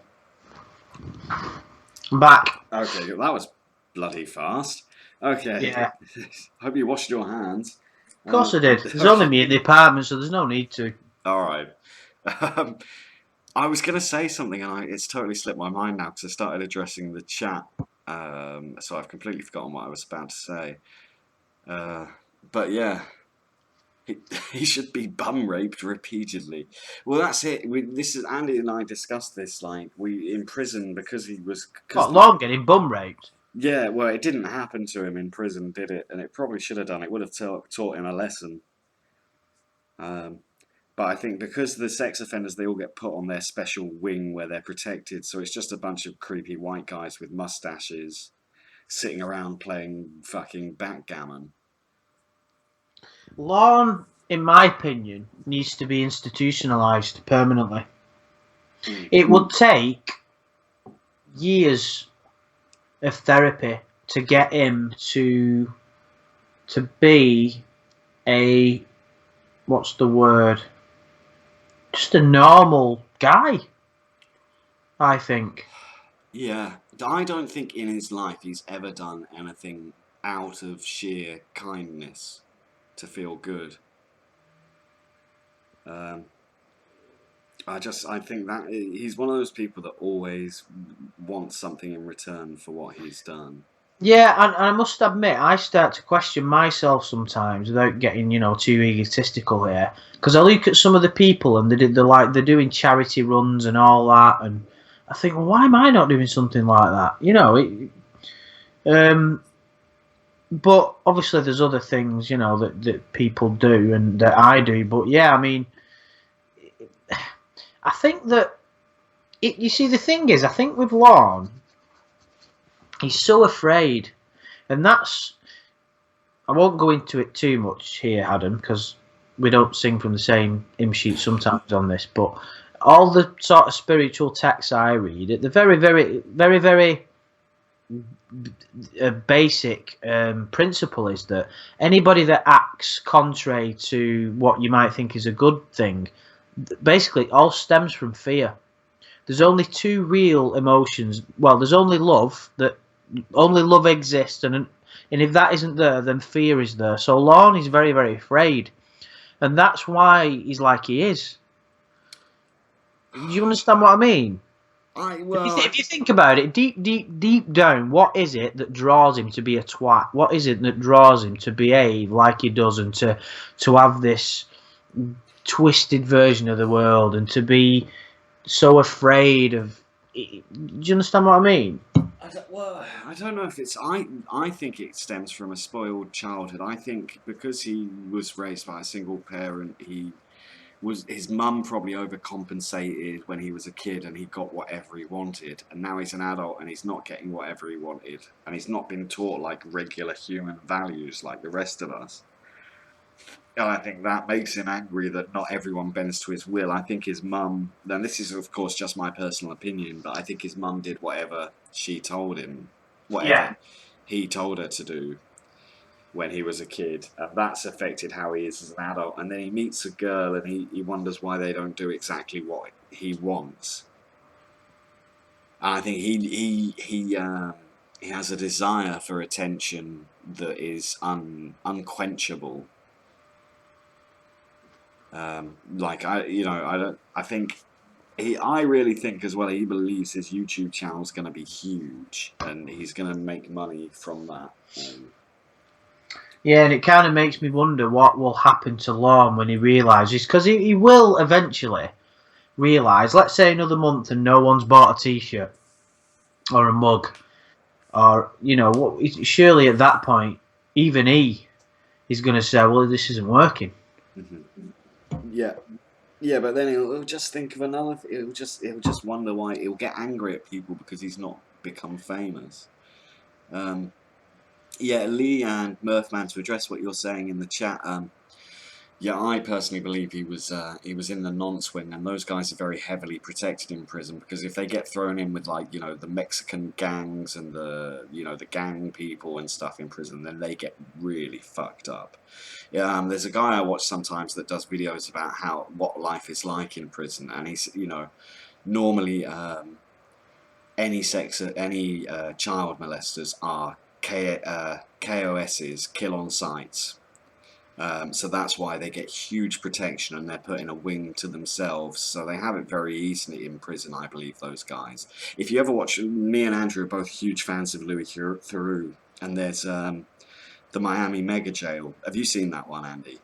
I've seen it multiple times. And you see there's like a group of and it's all white guys, and they're all kind of just on their own. And Louis Theroux goes over to them and he's like, "Why don't you speak to the other people? Are you in here for sex offences?" And they all refuse to talk to him, but it's quite clear that's what they're there for, and they're kind of kept separate from everyone else because anyone that goes to prison and is caught for doing things with the child, then the other, not even gang members, but anyone, the head honchos of the prisoners in prison, then they'll do whatever they can to make those people's lives hell. So they get really well protected in prison. Of course, this is speculation. I've never been to prison, but this is what I believe it's like. Yeah, it's very different in America. And to be fair, I would imagine it varies from state to state, doesn't it? Yeah, I think so as well. I think in America it's a bit different over here, but I would assume Lorne probably went to not the highest security prison. Murphman, you've never heard of Louis Theroux? Oh, you've got hours of footage to watch if you don't. He's the best documentary maker ever, in my opinion. Well, I would imagine Murphman's from the Oh. US. No, he's not. Oh, right. He's a Brit like us. He's an expat like me, I believe. Right. Bloody hell, that is Oh weird. no, he's put Louis Theroux question mark, and then he said, "I've seen them all." So I just misread what he was writing. Oh, right, okay. But yeah, I believe the kiddie fiddlers in prison, they get protected, so he probably didn't have it that hard in prison at all, to be honest. I mean, we're talking about a guy that didn't have a bed, so he was probably relieved to get a proper night's sleep when he got to prison. Do you know what? You've touched upon something there that's not even crossed my mind in all the fucking year and a half I've done of studying law, is that in some aspects, prison would have been a bit of a saving grace for him, because think about it. He didn't have it. He struggled for a bed. He didn't have enough money for food hardly. Hmm. He's in prison where all his needs are met. He doesn't have to worry about food or drink or anything like that. He's got a bed and he's planning his lawsuits. Yeah. So he's got a focus, hasn't he? Because pretty much all he did when he was in there was plot the demise of NBC and perverted justice. Yeah. Well, he wrote his book as well, didn't he? Have you seen his channel, by the way? He started. I listened to the beginning of it, and as soon as he said he looked anxiously at the clock, I was like, I'm done. I had to turn it off. So he lasted all of what, a minute? Yeah. Because, oh, Murph, man, are you from Northern or Southern Ireland? Because my family's from Northern Ireland, so, well, I hope that sometimes Southern Irish people don't like that, but yeah, I think he had an easy time in prison, and he was getting regular food. He didn't have to worry about money or rent, and he had a bed to sleep on. It was probably a better life than he had before he was caught, to be honest. There are some, yeah, there are some people in the UK that get locked up deliberately because they want to go to prison. Yeah, it's Now it like, will have been a bit different, and it's a lot different in the US than the UK. In the US, even if you're on a slightly below average wage, I understand it. You get a much bigger house than you do in the UK. We pretty much live in matchboxes, considering compared to what the people do in the US. I don't know. I'd love to have had a look round Lorne's apartment. what, around his cell or his actual apartment? Round his apartment. Yeah. Well, there was. I mean, well, we saw it from the cam clips that Perverted Justice showed, wasn't there? It was all that there was like he hadn't even unpacked after a month, had he? Isn't it funny though that he goes to a new part of a new part of the country to making country music, and it doesn't last a month until he gets busted. Oh, it's just it's beyond reality. The Lorne reality show, beyond the Lorne reality show. I know. Lilith, I believe now as well, because he's mentioned it in one of his videos. He is not living in anywhere nice right now. He makes all of his He's Lorne, living in a trailer. yeah, he makes all of his videos in a friend's house. He's living in a trailer that he rents off his uncle. Well, I mean, that's what he deserves at the very least. Well, he deserves a lot worse, really. But yeah, lots of people are from Northern Ireland. Yeah, my family is from Rathcoole, but they lived on the nice part right at the front of Rathcoole. If I don't know if you guys know, during the Troubles in Northern Ireland, Rathcoole was one of the biggest estates where lots of bad things happened. Just outside of Belfast is where my family is from. But obviously, I was born and raised in the UK, which is why I've got such a posh fucking English accent. Yeah, it is quite posh compared to mine, isn't it? Because I've got quite a broad northern accent, which, to be honest, sounds thick, doesn't it? Mm. You Well, mean well, no, but to me, anyone from north of Watford sounds a bit slow. You're probably right. No, um, no, I think it was because I grew up in Oxfordshire, didn't I? So I think I sound a lot posher than I actually am because I went to a comprehensive school and stuff. It was nothing special where I grew up. Or I mean, to say that I'm very middle class. I wasn't like Lorne. I never went without a bed when I was a kid.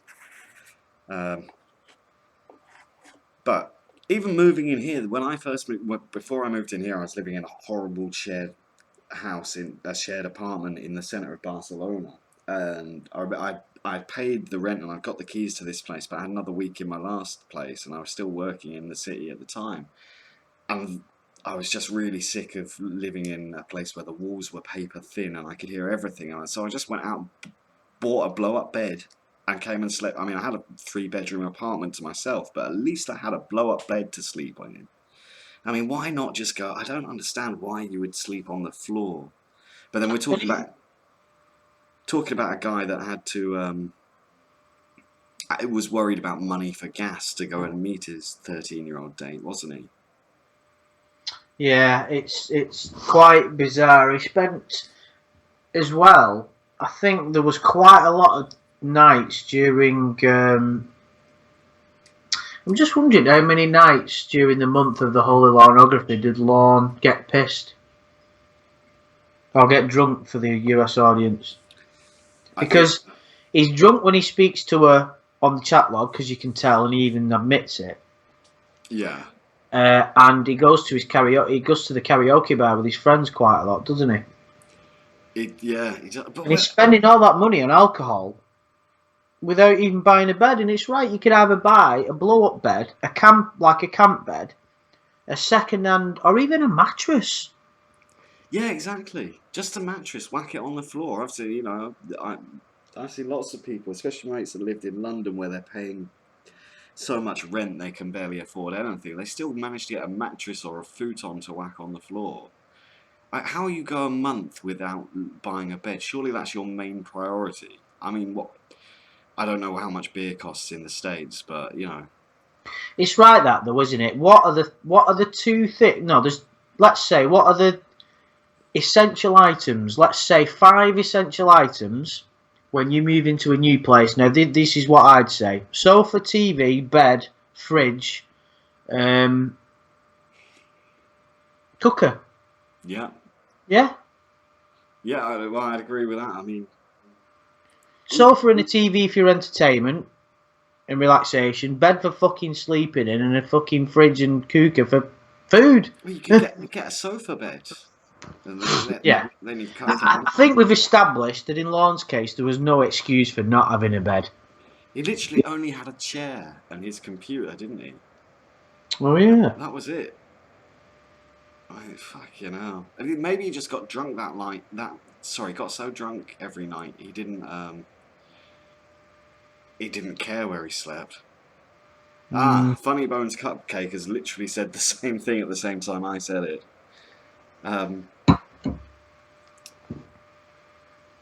Travel agent says he lives about an hour from you on the. He is on the main sex offender registry. The main. I never thought how that sounds. We mean main as in the place, not as in the main, as if there's like a primary list and a secondary list. T100 now from maybe you can confirm this, Andy, but did he not? It looked to me like he had a hardwood floor in his apartment at the time in Nashville. I don't think so. No? Did he have carpet? I might be wrong, but I don't remember. He might have done. I'm not too sure. I mean, if he Well, had, let's hope he didn't have an hardwood floor, because that'd have been even more uncomfortable, wouldn't it? well, absolutely. But I think I remember from seeing the clip of the cam thing, I thought his floor looked quite. I don't think it was carpeted, but Oh, you might be right. I'm not sure though. I'm not the. You're far more the expert on all things lawn than I am. I know, but even I don't know that part, so maybe I don't know as much as I think I do. That's the trouble. To go back and try and find that things out, you have to see fucking Mr. Penis, and no one needs to see that more than once or ever, really. Oh, well, yeah, John Mars has made a very good point here. Maybe he was scared Betty would take back her money in a lawsuit, so he couldn't keep any cash in his bank account. Ergo, no large purchases. What, you mean as to explain away the bed situation? Yeah. Well, that wouldn't cost much, would it? Well, no. But he's probably got a point there, though, with regard to Lorne dodging Betty, because it was a very recent thing, and I think he even mentions it in the chat log. He doesn't say what he did, but he said he was running away from a few things. And that's just the kind of person he is, isn't he? Like, to run away from his problems rather than face them. It's ridiculous. That's exactly what he is. That's why, I did a video, and it's only a small aspect of his psyche, but that's why he consistently wears a cap. It's like, don't get me wrong, right? I'd sooner have a full head of hair, but as soon as my hair started falling out, I immediately started shaving it off and just going total skinhead. And now, no one fucking noticed when it started dropping out. Yeah. You get what I mean? I think most people do that. They embrace it, don't they? Like, well, I'm You've losing my got hair. to. Yeah. You've got to. But with Lorne, saying that though, it might just be when he's on cam. Because if I'm being totally honest, when I do the odd video of the guitar and that, I don't particularly like showing me bald head. I'd like it if I had my cap on. It's a bit weird. But, I never wear it when I'm out and about. You did your Because, Star Wars reaction without your cap on. oh, that's true. Yeah. Yeah. Mm. Right. Yeah, my geeky Star Wars reaction. Yeah, I did. I'm not a Star Wars fan, so I didn't actually watch that, but I saw a bit of it. Well, there's not much to watch, really. It's just me sat on a fucking sofa. Well, from what I saw from the clip Dax Desi put in the music video today, it looked like you were pretty excited. I was excited as when Kayla said she'd never touched herself before. But, Yeah, it's just my thing that I'm a bit of a geek. But it's alright, we're all each geek to their own. about certain things. I mean, I went on a miniature railway 2 weeks ago and fucking loved it. But Jesus Christ! what? It was amazing. Like a little train that I could get on, that I could fit in. That was incredible. It was a steam train as well. It was awesome. But yeah, I'm a bit of a train geek, which I've never admitted live. So there you go, guys. I mean, they're still at my parents' house because I've got nowhere. Well, I do. Fucking, I shouldn't have rented. I allowed my roommate when he's moved in to use the spare room as a storage room, and now I'm like, shit, I could have turned that into my train room. But, You mean like Revlon Lovejoy? yeah. He has a train room, doesn't he? Yes, he does. Yeah, fuck. I had that when I used to live in a little townhouse when I lived in Oxfordshire with my girlfriend, and in the loft I had my train set up. Like I was an avid Hornby collector. I had the fucking I loved it as well because it was like the two different worlds combining. I had the Flying Scotsman with real steam and the Eurostar running right next to it. Lilith, I had I think it was double O gauge. It's the most popular one. Really fucking expensive though. It's a really expensive hobby to have. That Eurostar cost me like nearly £200. Okay, now. Yeah, it's like all of that, and the Flying Scotsman was like 150 quid. Um, yeah, it's a very expensive hobby to get into train building, but I've been obsessed with trains since I was a little kid. But yeah, so we all have our things. You certainly do. And I'm a huge geek when it comes to comedy as well. Like, I could probably sit and recite episodes of The Office. I can recite The Simpsons. There's a joke at work that no matter what situation I'm in, I always come up with a Simpsons anecdote to fucking mirror what's going on. But I just can't help it. I just think some of the sort of moments from The Simpsons are just fucking just genius. I could just. It's really good. But anyway, we're supposed to be talking about Lorne, aren't we? Yeah, but we can digress. It's fine. I mean, I love The Simpsons as well. Admittedly, I've not kept up with the more recent series. There was one season, and I just kind of I really felt they'd lost it a little bit. No, it's shit now. I can't watch the new ones. Well, I'd say with seasons 1 to 11, 1 to 12, and then it started going a bit shit. I think even later than that. In fact, I was watching one of the most recent series episodes yesterday, but for some reason I was watching it on a dodgy streaming site, and it cut out after 9 minutes. But I actually thought it was really enjoyed what I saw. It was No, you do still get the odd one that's very good, but as a whole, the first probably 6 or 7 seasons were just genius. That Lemon Tree one's my funniest, where they go into Shelbyville and Shelbyville nick the lemon tree, and there's just so many moments in that are just fucking genius. And that's the with the is that the Wooden Horse of Troy episode? It's called is it called Lemons of Troy? It's something like that, yeah, where they have to sneak into Shelbyville to get the lemon tree back. Is that am I thinking of the yeah, like at the end where they end up nicking it back, and that guy, you lousy Springfielders, you shake harder, boy. It's fucking funny. See, even the later episodes when they get like, especially the one where fucking Otto moves into the house and Homer and Otto start smoking weed in the attic every night. It's fucking brilliant.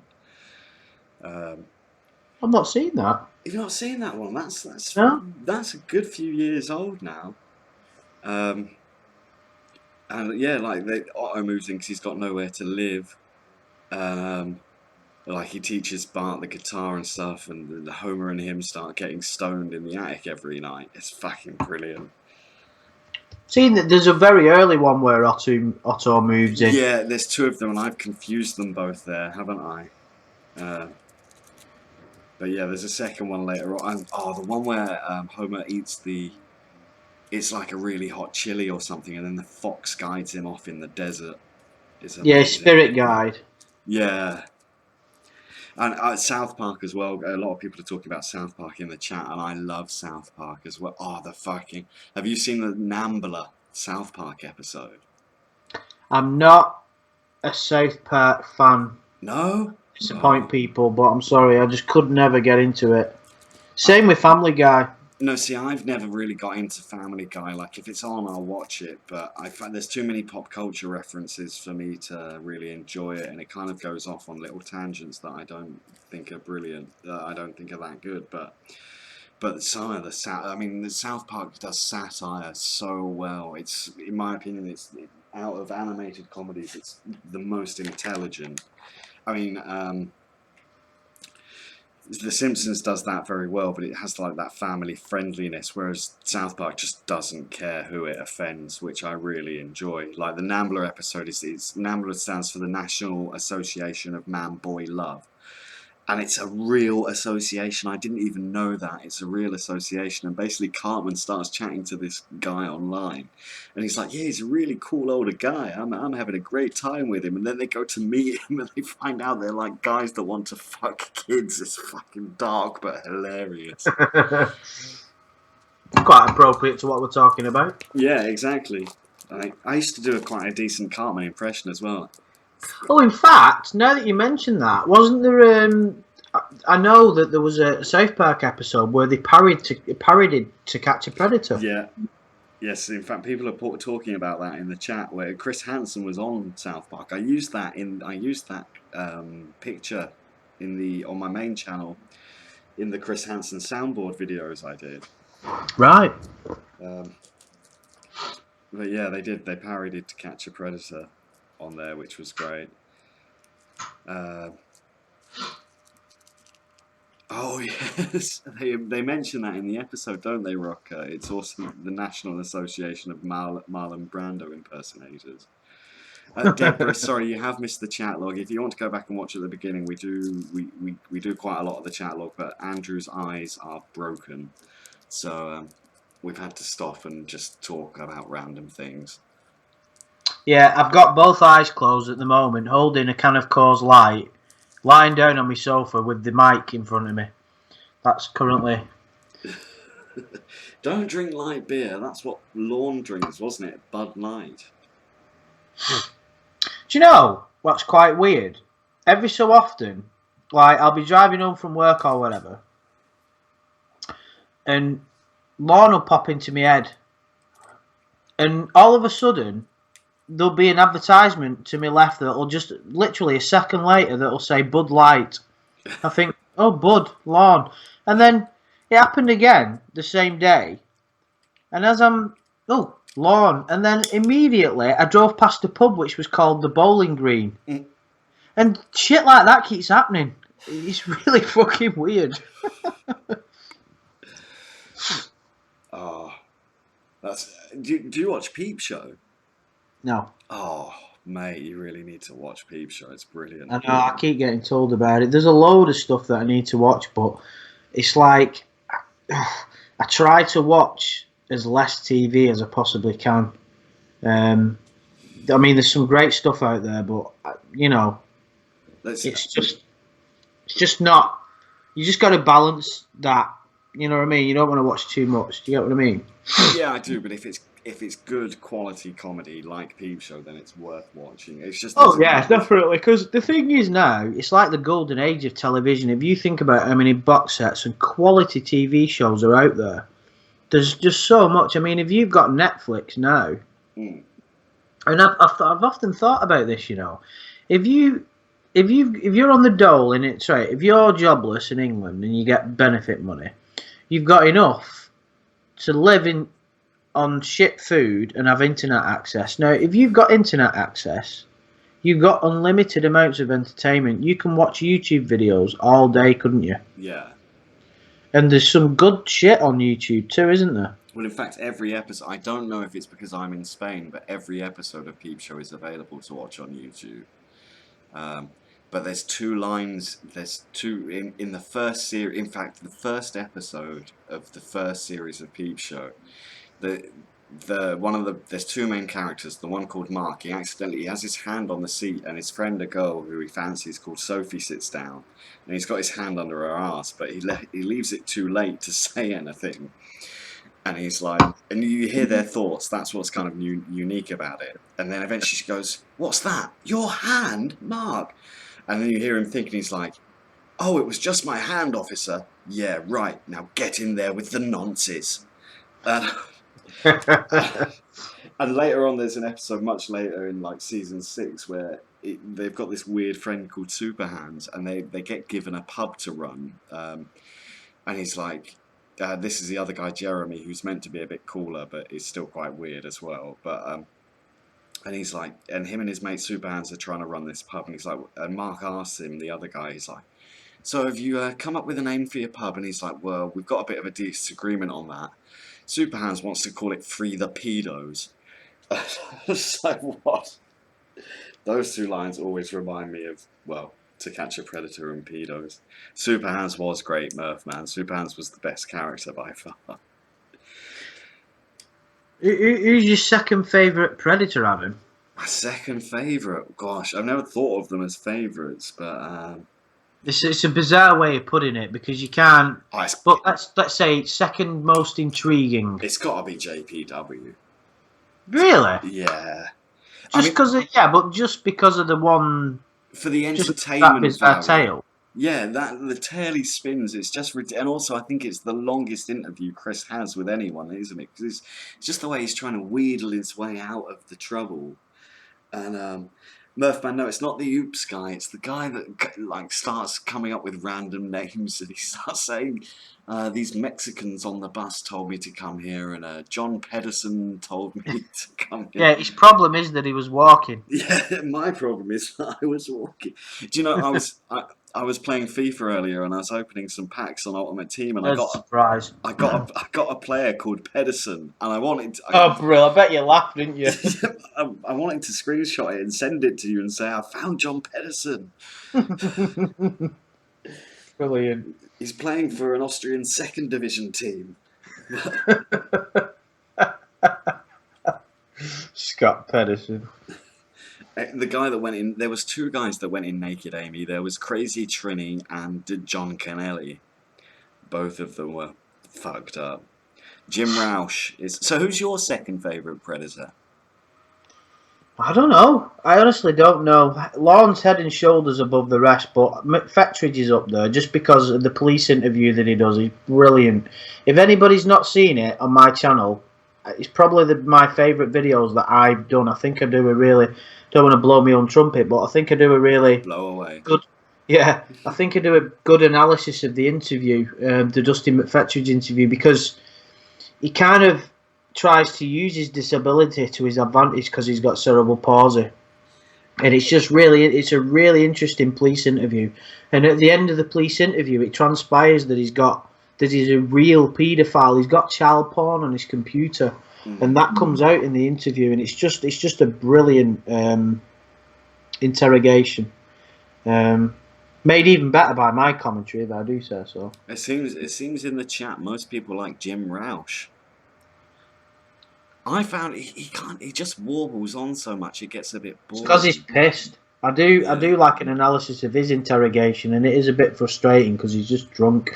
But he's a proper horrible bastard in. That like even the way he's talking to the decoy when you hear the phone calls is fucking really horrible. He's like, "When I get there, I'm gonna fuck your brains out." Like, I know. It's something I don't think I'll ever be able to truly understand. Is why do people not see what they're doing is wrong? Why can they not stop themselves? If you are and you've got an attraction to children, why do you have to see it through? It's like, I've used this comparison. It's a little bit like me. There's a girl at work who looks like Ray from Star Wars. It's probably a bad comparison for you, but she's beautiful. It'd be like me thinking, oh, look at her, right, I want to rape her. And taking her in the toilet and raping her because she's attractive. Do you understand what I'm saying? yeah. Because what they're saying is, right, it's illegal, it's wrong on every level. She's not ready for it, but I'm going to fuck that kid.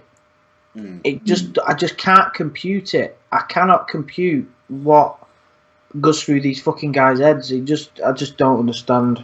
I don't understand. I think this maybe comes from me having quite an idyllic, and I was very lucky to have my upbringing. But to take that kind of innocence away from people, it's horrible. Like, why anyone that could get into anyone's head that they want to do that and destroy someone's childhood is fucking horrible. I think someone made a good point once. I made a video about whether Lorne was a sociopath, and someone said, by definition, every single one of these predators is a sociopath. And I think that's true. I think you've just got no you've got no principle of what's right and wrong. You've got no moral compass to do something like that. Excuse me. To do something like that. And I think that's why we find it interesting, isn't it? This is, like, especially with someone like Jim Roush, who looks like your fucking granddad. How do you even think that a kid is really going to be into you? They're so fucking deluded, it's insane. Oh, I'll tell you my second favourite predator is, and favourite's the wrong word, the rabbi, David Kay. Oh, he was a really weird one, wasn't he? I haven't watched a lot of these for quite a long time, actually, to be honest. So I can't remember them that well, but he was properly weird. Was it? He went to meet a little boy, didn't he? Yeah, he had a girlfriend as well. I mean, not that it makes it better or worse whether you're gay or not, but it's fucking horrible. Yeah, see, I think, like, I feel really bad for anyone, that I've got friends that have had traumatic childhoods and stuff, and they've turned out to be really decent people, and that experience has, don't know if this is phrasing it correctly, but has perhaps made them better people and more understanding of what those people went through. But Well, I always use the example of, well, not always, but one of my favourite sort of people to use as a comparison would be Oprah Winfrey. Now, I think she's a fantastic role model for young women and black African Americans and things like that. And she's just a brilliant person. You've no idea how much good she does. And she was sexually abused when she was younger. And look how she turned out. So this is what makes me even madder about Lorne when he starts coming up with absolute bullshit excuses for his behaviour. It's like there's no excuse. You're just a fucking, Yeah, it's yeah. Why these people? Why? I mean, I don't know. It's something I'll never understand. I mean, the reason I got into To Catch a Predator so much is because I love watching these kind of people's demise and seeing them get caught. But when you think about what they actually do, it's very dark and stomach churning. Why don't you ask? Should we ask people who are still watching to say who they sort of find intriguing as predators? Okay, so guys in the chat, if you're aware of the predators, who are your favourite predators? I mean, we had a few people that said Jim Roush already. Yeah, Jet has made a good point here as well, like Catholic priests. I mean, that shit's all throughout the Catholic fucking church, isn't it? Yeah. With Catholic priests, that's kind of I don't know if they go into it wanting kids or if it's all like a big horrible club where once you get in there, you've got to start fucking children. I mean, I don't know if that's kind of from the amount of satirical videos there are about Catholic priests, but it's a nasty thing. Lilith says Jeff Stacey was her favourite.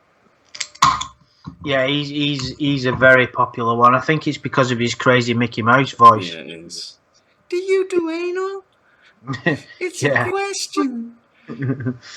Yeah, he's. The thing is with Jeff Stacey, though, what I will say about him is, I think he has got some kind of definite mental illness. And that's not to excuse it, but what I mean is, he's not. He's not fully at the races, that lad. No, he's not. And also, and it might be a bit controversial, but he wasn't. He was only like 21, wasn't he, or something? That's right, yeah, and he looked a lot older because he was a bit of a mess, really. He was very Yeah. scruffy, he was overweight, didn't carry himself very well. I mean, Uh, it might be quite a controversial thing to say, but I think it's a lot worse if you're like a 65-year-old or even a 30-something-year-old going after a kid than if you're. It's like here in Spain, the law is, and they've got some pretty relaxed laws here, but I think you can have consensual sex from the age of 13 as long as the partner is no more than 2 years older. Oh, Jeff Stacey was 27. Okay, I didn't realise that. That makes it I really thought I worse. was under the impression he was about 21. Hmm. Right, okay, I must have got it wrong. So, but yeah, I think like I agree with you there, Adam. I know it is controversial, but if you're like 21, it's much easier to relate to someone who might be 14 because you kind of see a bit of yourself there, don't you? You remember it wasn't that long ago when you were like that, but me and you have talked about this, and it's strange how when you get older, are you attracted naturally to people your own age? And I remember when I was like in my early 20s, I used to think I'll never be attracted to women who were like in the late 20s and 30s. I don't understand how people are, and now, naturally, I am attracted to people my own age. Do you understand what I mean? oh, absolutely. I mean, my favourite my woman to look at in the world at the moment is Sofia Vergara, who's a good 10, 15, maybe even 20 years older than me. No, she can't be 20 years older than me now, but she's well into her 40s, and she is. I mean, not many women stay that good looking for that long, but damn, Sofia Vergara. That if I could, if someone said to me now you could sleep with any woman in the world, probably be her. Bloody hell, that's some statement. Well, do you know who she is? Nope, You should Google her right now. I would do, but I can't see. Okay. Have you ever watched Modern Family? Modern Family. Modern Family. Is that with the fucking Heisenberg in it? Well, that's No, that's fucking. Malcolm in the Middle. Oh yeah, of course it is. No, it's actually very good, Modern Family. I'm not a big fan of US comedies, but Modern Family grew on me. I think it's because they don't put that laugh track in it, and that's what I hate about American comedies. They have to have a laugh track to tell you when to laugh. Although there are some comedies like Alan Partridge and The League of Gentlemen that I love that have laugh tracks, but Only Fools and Horses, mm, which is one of my favourite comedies of all time, well, absolute as it classic. Only as it Fools and should be with Horses. anyone. Yeah, but yeah, Lilith put it that like the thing with Sofia Vergara is she's got a sexy Colombian accent. She's a full-bodied, big tits, big ass. Have we still got viewers? Have people not got bored about our ramblings? There's still 24 people listening to us talk about predators and women. See, even Amy agrees with me that Sophia is hot as fuck. Yeah, when your eyes are better, you need to check her out. She'll make your eyes come back to life. Yeah, there's a girl at work that'll do that for me tomorrow if I can see. Yeah, okay, guys, because this is another topic Andrew and I discussed on one of his videos about these vigil. A lot of people are talking about Justin Payne in the chat now about these vigilante pedo hunters, and I'm not sure if I agree with all of them. I think sometimes they go a bit too far. I mean, these guys deserve everything they get, but what I love about Chris Hansen is he has the perfect level of trolling these people. And I'm not even sure if he's aware that he's doing it sometimes, but Chris Hansen is just, he's always calm. So what's our lesson plan for tonight? Yeah, yeah. No hug from me. That's just. Have you seen that one where he goes, "I take it you're a virgin," and he goes, "No, I'm not." That's one of my favourite things ever. And he goes, is it the same guy that he says to him, "So you like older guys?" No. No, it's a different one. He goes, "No, I'm reading from the chat." Yeah. But it's like, yeah, I take it you're a virgin. No. It's like, no, I'm reading from the chat. I've seen some of the creep catchers, Amy, but yeah, like, I don't know, just none of them have that kind of same level of comment, and maybe it's to do with the production values as well Do you know over what it. it is? And this is it's all about the motivation of the people that are doing it. With some people, it's simply an excuse to get anger out of the system, to basically be horrible to people, to use violence, to be a twat, basically. If it comes from a deep empathetic place in that someone that you know or a family member was affected by it, and you want to do good, and you want these people to meet justice, then it's great. Yeah. But it all depends on who's doing it. And me and you did a video on one once, I think, Adam. Yeah, and it went down An quite English one. controversially, didn't it? And I didn't like the guy at all. He was really aggressive. He said some horrible things, and he just came across as someone you wouldn't want to know. And I just got the impression he just likes to be a bully boy. Yeah.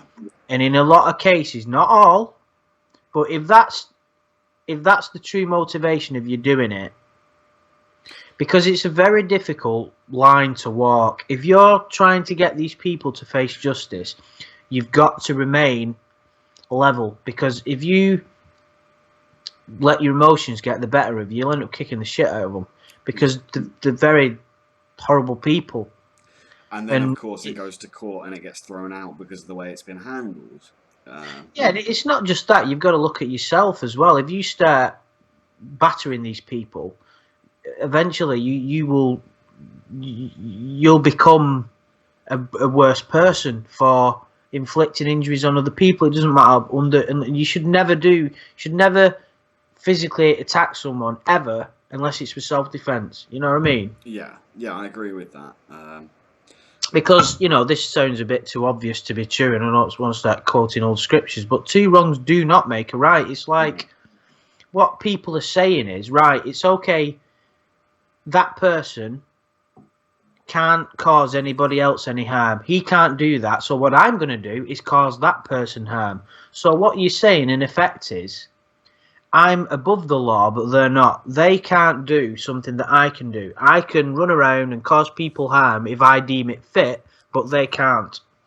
And if that's your train of thought, then you're flawed, and you'll be a flawed person. Well, I can understand how angry it could make someone, especially if you have kids of your own. Well, that's where the line gets blurry, because if you are personally affected by it, it's like if someone from my family become a victim, I'd probably, there's no doubt about it, I'd want to fucking physically kill them. I don't think you would. I don't think it would be incorrect as well. At the time, it would feel like the most natural thing to do in the world. But I think that people go out there to kind of entrap people and then cause them harm is a bit different. I mean, these guys are sick and they have huge problems, and yeah, they should be castrated. But by confronting things and maybe compromising police investigations, that doesn't really help anyone. No, exactly. Yeah, I'm not. I did watch. I can't remember who it was. It was like a female and a male that did like a UK Predator I've thing. seen them, yeah. And they seemed to be okay. And from what I remember, the female was mentioning to one of the predators that my relative got caught, that got abused, and that was the reason that she was doing it. And that's a brilliant reason to do it. It's like I remember watching a TV report once where this woman spent some of her free time on this intersection of a road, stopping people and talking to motorists who were using the mobiles, and said, "My daughter got killed because someone used a mobile phone. Do you really want to be doing that?" And I just thought, what a fantastic thing to do. Mm-hmm. After everything that you must have been through and the pain and suffering, for you to try and turn that round to stop other people. Yeah. having the same fate is, what a noble thing to do. Well, on a more, well, slightly less light-hearted subject as well, it's one of my biggest pet hates is seeing people drive whilst they're on their phones. Oh, mate, I hate it. It's just, when I say it's wrong to cause people harm, when I see someone like that, I want to batter them. Yeah, and they don't realise Because it. it's so ignorant, isn't it? It's like you're putting other people at risk. It's like people who get in the cars pissed.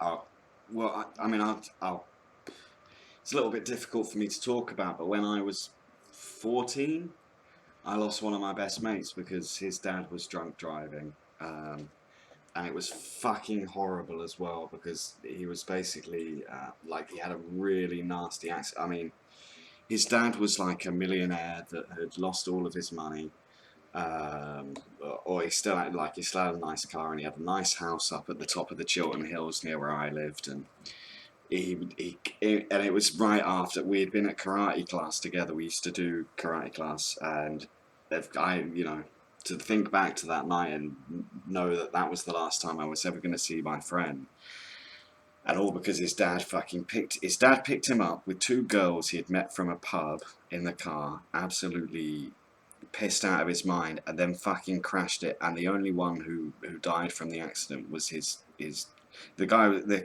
my friend Jason. He was only 2 years younger than me, and because he was in the back, he got the brunt of the accident, and that's always made me despise drunk drivers. Yeah, it's a difficult thing. But what I will say is, in some cases, and I've never drove drunk, nor would I ever, but some people don't. They think that they're that confident in their own ability. They don't believe they're putting anybody at risk. It's not like people go out there and go, right, I don't give a shit about anybody else. I'm fucking driving home. I'm not trying to excuse it. But what I will say is, people do make mistakes. But I think it's a terrible thing to do because it's just the arrogance of it and the ignorance. Yeah. No, but I mean, this guy, from what I heard, he was, like paralytic. I mean, we're not talking 2 pints and getting in the car. Um, and yeah, anyway.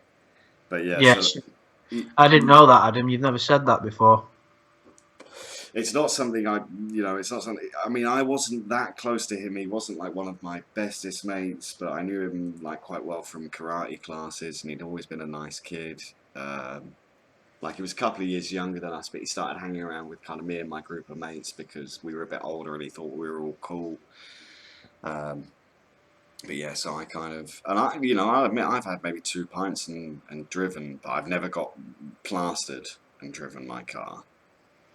That because, and I guess, I mean, it kind of, and there's been times where I've got pissed off, like, yeah, I'll be fine to drive, but then like, be like, no, I won't remember what's happened. Imagine the guilt you would have to live with. I don't think I could ever deal with that. No, especially, I mean, my dad had an accident um, just before Christmas, and my dad's like retired now, and he was at the wheel and just blacked out. He doesn't remember anything. He just blacked out, woke up with the police around him. Um, and he just didn't know what had happened, and he went straight head first into another car. And I didn't know, my mum rang me up and told me what had happened, and I went to the hospital to visit him. And he got upset because he just got his retirement money, my dad. He got quite a decent payoff and he's comfortable and he bought this new car and and he was upset because he wrote this car off, and I was like, oh, I felt so, it was really difficult to see him in tears. It was horrible. But then I said to my dad, I said, bloody hell, I said, Dad, you've gone headfirst into another car after you blacked out. You could just imagine, no one got hurt. The other guy was just making sure you were okay and he's fine. Can you imagine if you'd have plowed into a child and a mother at the side of the road? Yeah. Even if it weren't your fault, can you imagine having to live with that? Yeah, exactly. Like I don't think I could live with the guilt of that, of like taking someone else's a completely innocent person, even if you were completely sober and it was a total accident. A kid walked out in front of you or something. I don't. It's very horrible. to think about. Like, I get angry at my mum because she drives so cautiously, and even I think some people drive over cautiously that it causes more problems.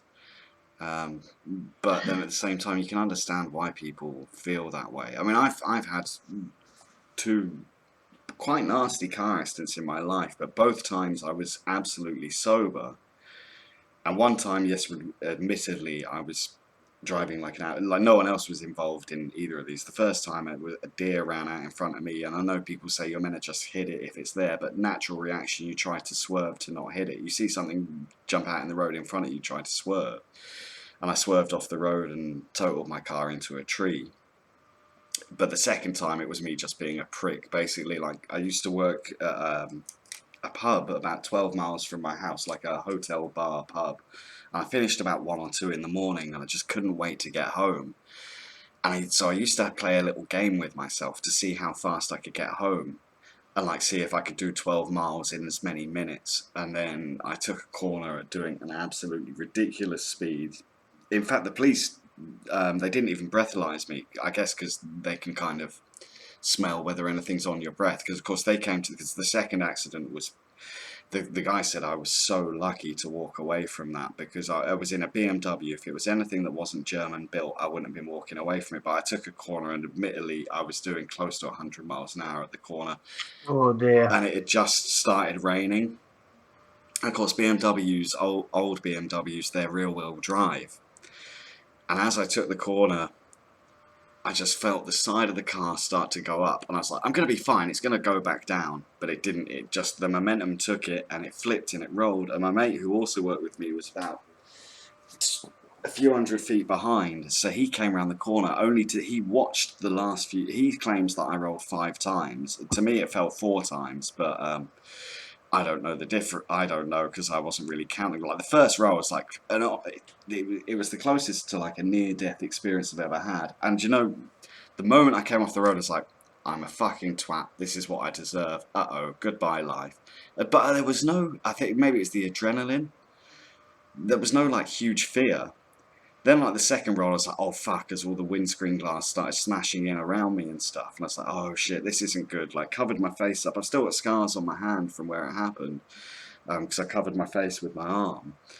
And then the third roll, I was like, shit, I'm going to survive this, aren't I? But when is the car going to stop rolling? I really hope I land on my wheels.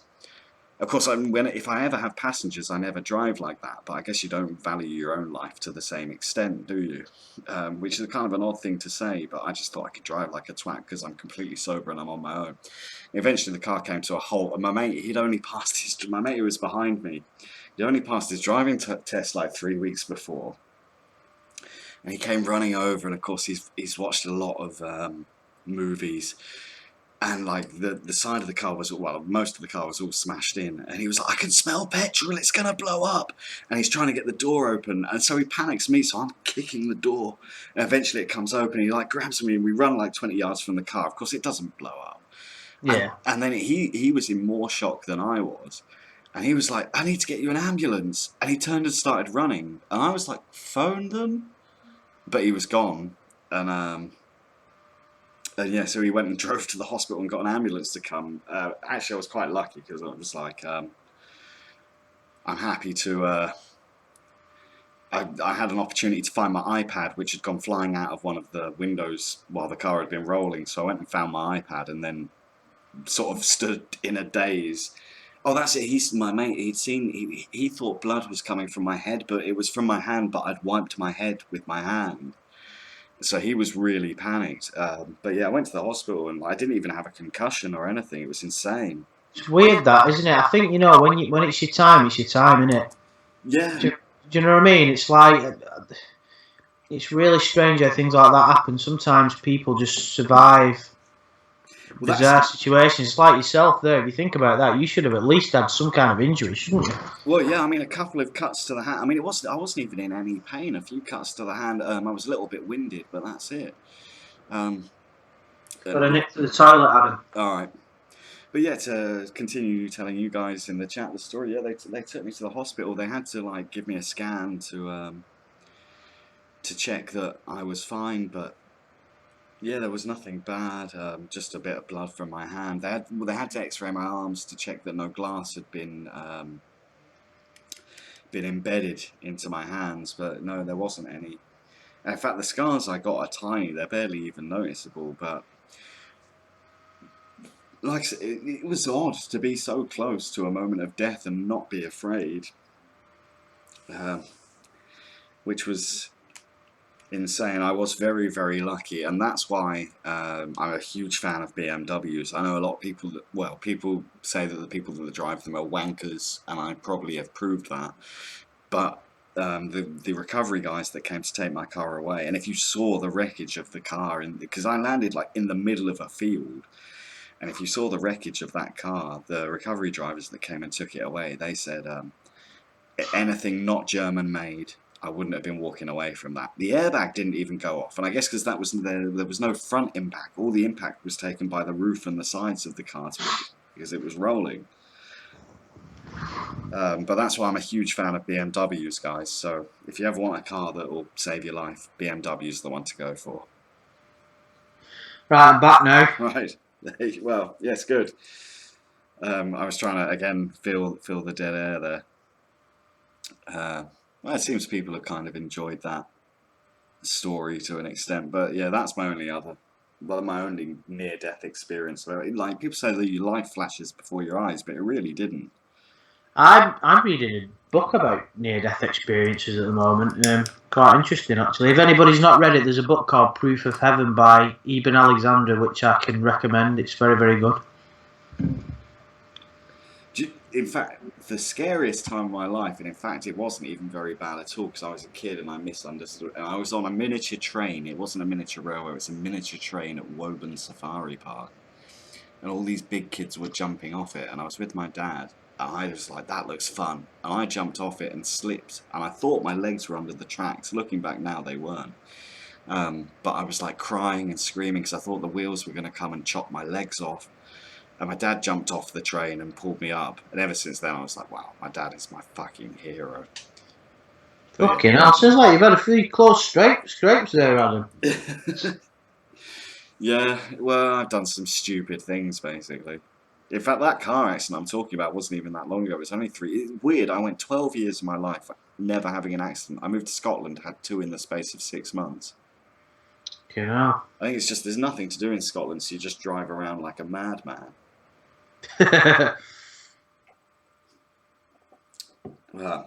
What about you, Andrew? Have you ever had a nasty experience?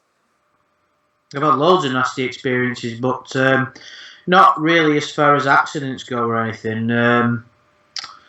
Broken bones and a few near misses. And I was driving back from Alton Towers once and completely misjudged the corner and went sliding down an embankment into a tree. If the tree weren't there, we'd have gone down the side of the embankment. But yeah, I can't really think of anything. Watch this. I'll get fucking ploughed over tomorrow now. When I'm trying to cross the road and I can't see, totally fucking blind. Yeah. Just make sure you use the pedestrian crossings. Sorry. But I'm sorry. Yeah, you know what I'm like. I read just all I ever do is read spiritual books and stuff about fucking life after death and near-death experiences. And there's some fantastic books out there and about people's destiny. Really, it's almost like when it's your time, and when it isn't, it isn't. You know what I mean? But anyway. But so many people said to me after that accident, they were like, well, someone up there's looking out for you. But still, I don't really buy into this whole religion thing. I'm not religious. I mean, I like the idea. I would say I'm more agnostic than I am atheist. I'm kind of between the two. I like the idea of an afterlife, but that's just because I don't really want to face up to the reality that there's nothing after this. Well, trust me that there is. Please believe me. It's just no. I mean, I can't make anybody believe, but it doesn't really matter if you believe or not. It's not going to have any bearing on you at all. A belief is just a belief. It means doesn't have any. It doesn't matter. The only thing that really matters is how you live your life. All you've got to be is true to yourself and kind to other people. You know, that's all that matters.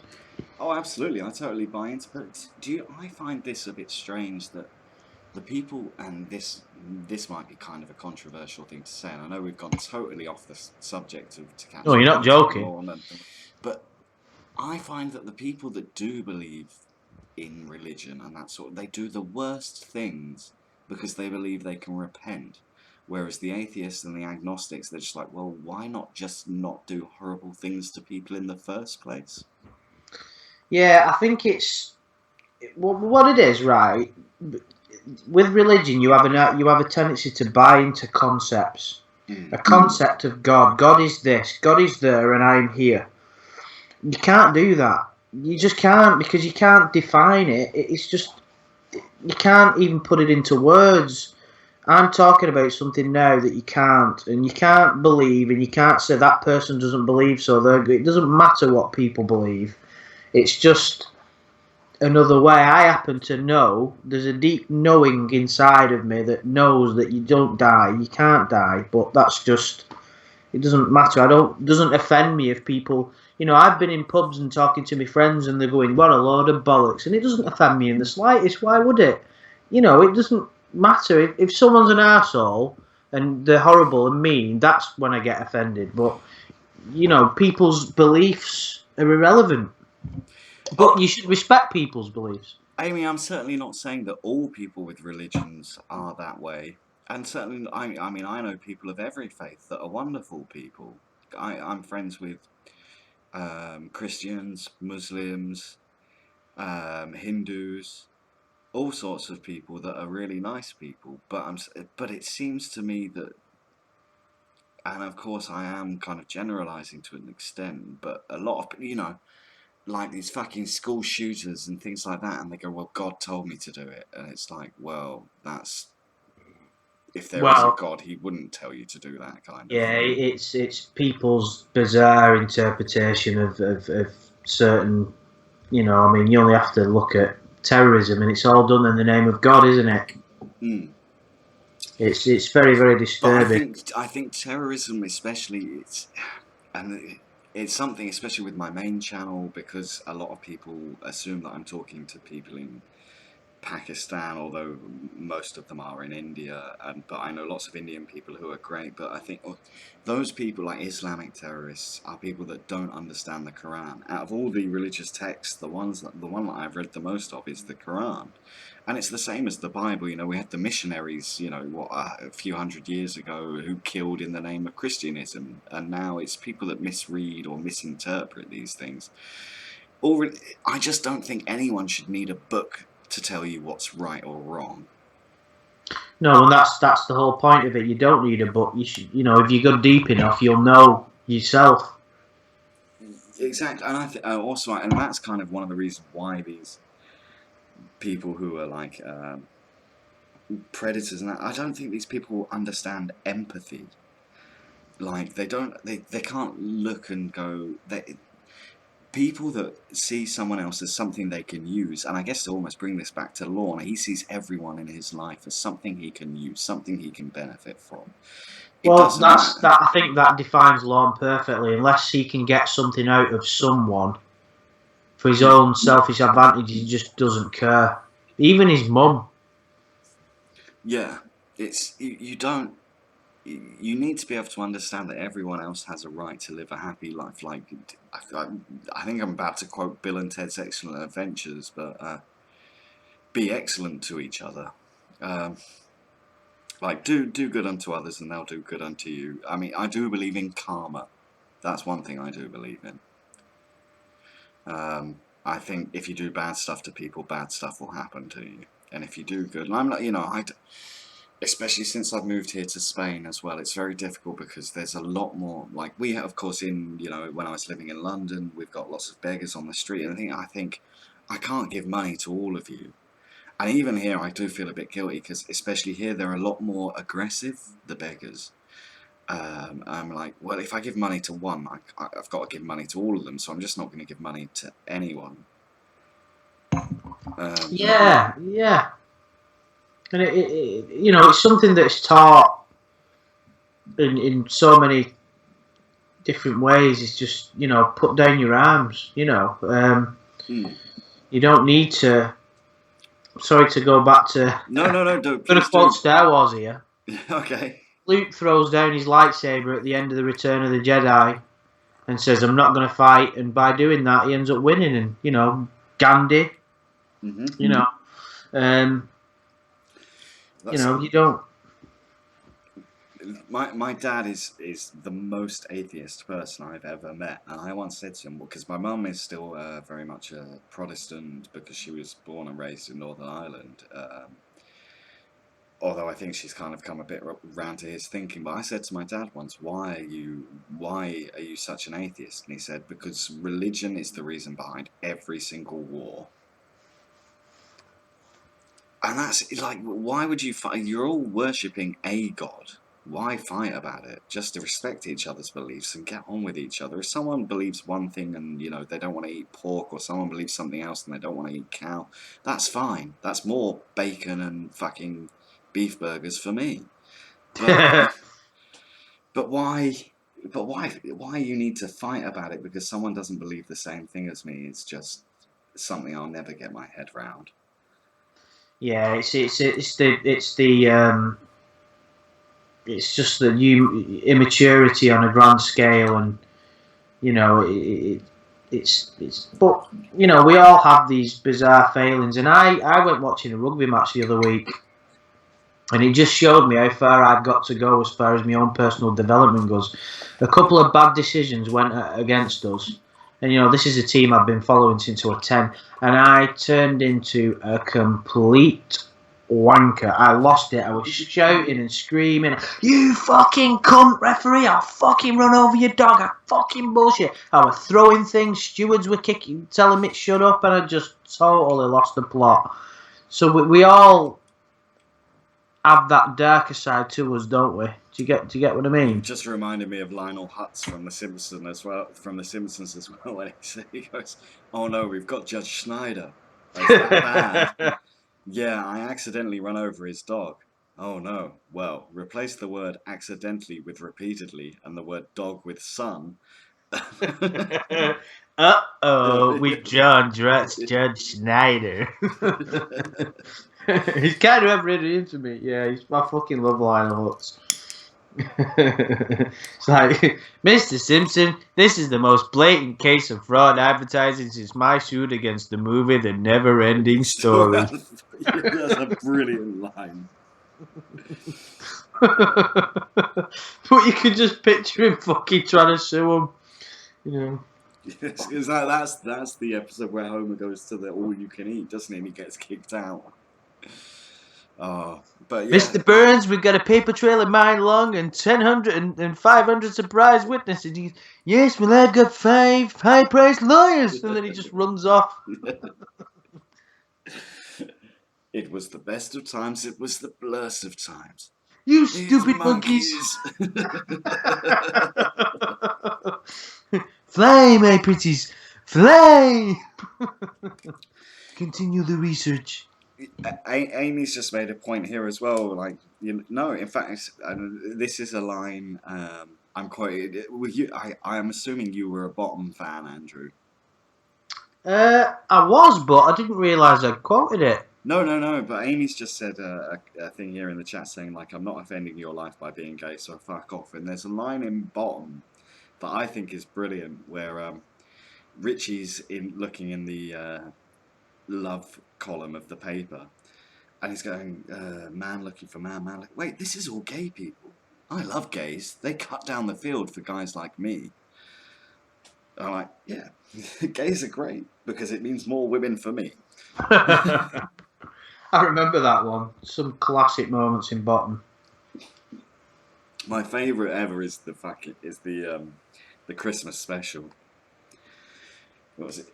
I got a Terry's Gold Bar, a Frankenstein mask, and an aftershave called Grr. And I'm wearing a tea towel on my head, and I'm a virgin. I thought you said you weren't a virgin. Oh, I lied about that. I must be he thinks he's the next Virgin Mary. It's so good. Oh, brilliant. But again, that kind of brings us into something like, well, I made a podcast with my friend about whether it's okay to make racist jokes if it's ironic. And actually, towards the end of the podcast, I brought him round. Like, I hope he doesn't mind me saying, but he was black, which was part of the reason I wanted. Well, in fact, he heard me talking, and then he was like, "Right, you're annoying me. I want to come on this and talk to you." And I was like, you could anything can be funny, like it can be as wrong as possible, which is like why on my main channel I'm quite happy to use the worst swear words and insults as possible, as long as it's a joke. In fact, there's a quote from the US office, and I put it in one of the streams I did on my main channel last week, that is, there's no such thing as an appropriate joke. That's why it's a joke. All jokes should be inappropriate. But then you get these fucking social justice warriors that will just try and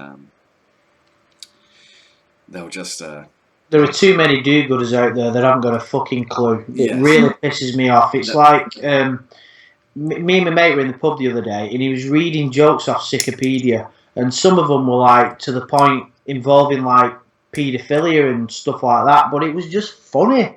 Yeah, but it is You know, funny. I don't see a problem in laughing at it. But it's because it's a joke. Like one of my favourite jokes, and it's sick as fuck. And I'm going to say it now because I've drunk quite a lot of whiskey, and we've been talking forever, and people are still listening. So, but one of my favourite jokes is, what's the best thing about fucking 27-year-olds? There's 20 There's of 20 them. of them. Yeah. Now, I must admit, the first time I heard that, I was in hysterics. But you can get like, you can just imagine some people like, that's fucking disgusting. You know what I mean? Yeah, it's a joke. If it wasn't, we've lost viewers for that. Apparently, people are upset at that. But it's a joke. If you were really a pedo, you wouldn't say that joke because it would be horrible. Yeah. Yeah. I think you've got to have a certain type of sense of humour. I've got a twisted sense of humour, which is inevitable with the sort of job that I do and the life that I've led. It's kind of either I have a twisted sense of humour or I am insane. It's as simple as that. But you're right. I think even like some comedians like mention it, don't they? And they get criticised for saying certain things, but a joke's a joke, you know. I think a large part of it comes from whether it's funny or just trying to be outright offensive as well. And especially, I spent a lot of time when I was in the UK, like on the stand-up comedy circuit, and you can see, like, especially on the amateur comedy circuit, where people are trying to find their niche and be funny and this kind of thing. And some people will just go outright offensive from the start, and you're like, well, it's not funny because all you're doing is being offensive. And you see, a lot of people have a lot of hate for someone like Ricky Gervais because they find what he does is offensive, but it's funny. That's why I still think, in my eyes, he's an absolute genius. You see, this is something I'll have to disagree with you on, Adam. I don't find any of his stand-up funny whatsoever. I can't, which is bizarre because I think The Office and Extras and Life's Too Short and Derek, I love them. Brilliant. I just love them as TV shows. I can watch them repeatedly and repeatedly. And, you know, but when it comes to his stand-up, I just don't find him funny at all. No, see, yeah, I think we'll have to agree to disagree on that one because I think as a stand-up, he's very good. I mean, he does go for the more offensive, but him and Louis C.K. as well. I don't know if you've watched much of Louis C.K.'s stuff as well, but you see their stand-up. I mean, I know in Louis C.K.'s show he puts his stand-up into it, but he's a very offensive comedian, but very much like Ricky Gervais does with his TV shows. There's so much pathos in the shows themselves, and you can see those guys, they both got huge hearts. You know, Ricky Gervais is a huge animal rights campaigner, but at the same time he loves to piss off people who are religious. Yeah, because he's a big atheist, isn't he? Yeah, he's huge on atheism. And you see, like, I follow him on Twitter, so I see, like, the amount of argument. Like I've tweeted to Ricky saying you're great. Of course, I won't get a reply to that. But if I tweeted saying you're a cunt because you don't like God, he'll reply to that. But of course, I wouldn't say that. Yeah, I mean, I think I do like Gervais. I love the fact that he cares for animals and that, and I think he does. I think he's a little bit egotistical, though. Oh, but Do you know what I mean? you would be if you got to that level. I mean, I don't think any stand-up comedian from the UK has ever broken America quite like Gervais has. That's very true. That is very true. Yeah, you're right. You're right. It And still isn't right though, because never mind. No, Don't but need to get it's into that. true though. It's like with the more popular you get, the more hate you're going to get at the same time, and it's something we've both faced recently with our channels becoming more popular as well. And it's something I said a long time ago, and I've been really trying to live by it, but it's kind of difficult to do so. I'd rather have 10 subscribers that understand and enjoy my comedy than a million that I have to pander to. Yeah, totally. And naturally, as you get more subscribers, it's generally because people like your take on things. Um, and fucking hell, as far as YouTube goes, me and you are nothing, are we? You know what I mean? Well, no, exactly. Neither of our channels are compared to. I mean, there's channels I come across now. I'm like, wow, this guy's got 500,000 subscribers. How have I never heard of it? But I guess I mean, there's what is it? Every minute there's 500 hours of content uploaded to YouTube. I mean, right now Yeah, we're uploading Colossal content. released another video the other day. Did you see it? I did, and I loved it. I just think that guy's the best content creator on YouTube. Why doesn't he do videos that often anymore? I think you have to. He puts his production into it, and part of the reason that I'm such a big fan of him is he hasn't quit his job to just do YouTube. He still has his job. He says he enjoys his job, um, and so I think he only makes videos very. To me, he comes across as very much a perfectionist. So he won't upload something until it's absolutely ready. I mean, you look at the production in those videos, and they're really good, and they're very interesting, and he's just a funny guy. And Yeah, it's very well edited and that, aren't they? yeah, and I have to admit, like, part of my Sir Edward character is a little bit influenced by him. It's also a little bit influenced by a comedian who kind of is not that well known in the UK, but a UK comedian called Mark Wootton. Well, did he Um, do my new best friend? yeah, that's him. Yeah, Yeah, just getting back from lunch. I Yeah, love that show. that's Mark Wootton. Yeah, he was. I mean, it's so uncomfortable, but it's brilliant because it was a reality show that met a comedy show. And I just like Mark Wood because it was in fact one of those guys that the kind of the Sir Edward voice came from because he does one where he's like, "Yes, my name's Sasha. Yeah, a bit of the old Sasha magic." And there's The Sasha magic. the fucking. What about that one that says I'm going for a Jimmy piss? I think that's him. That's Sasha. He's like, because he brings the female friend round, doesn't he, to meet, and he's like, "I've heard you had a bit of Mark, and I'd be willing to pay for your services for the weekend." And the woman's just like, "What?"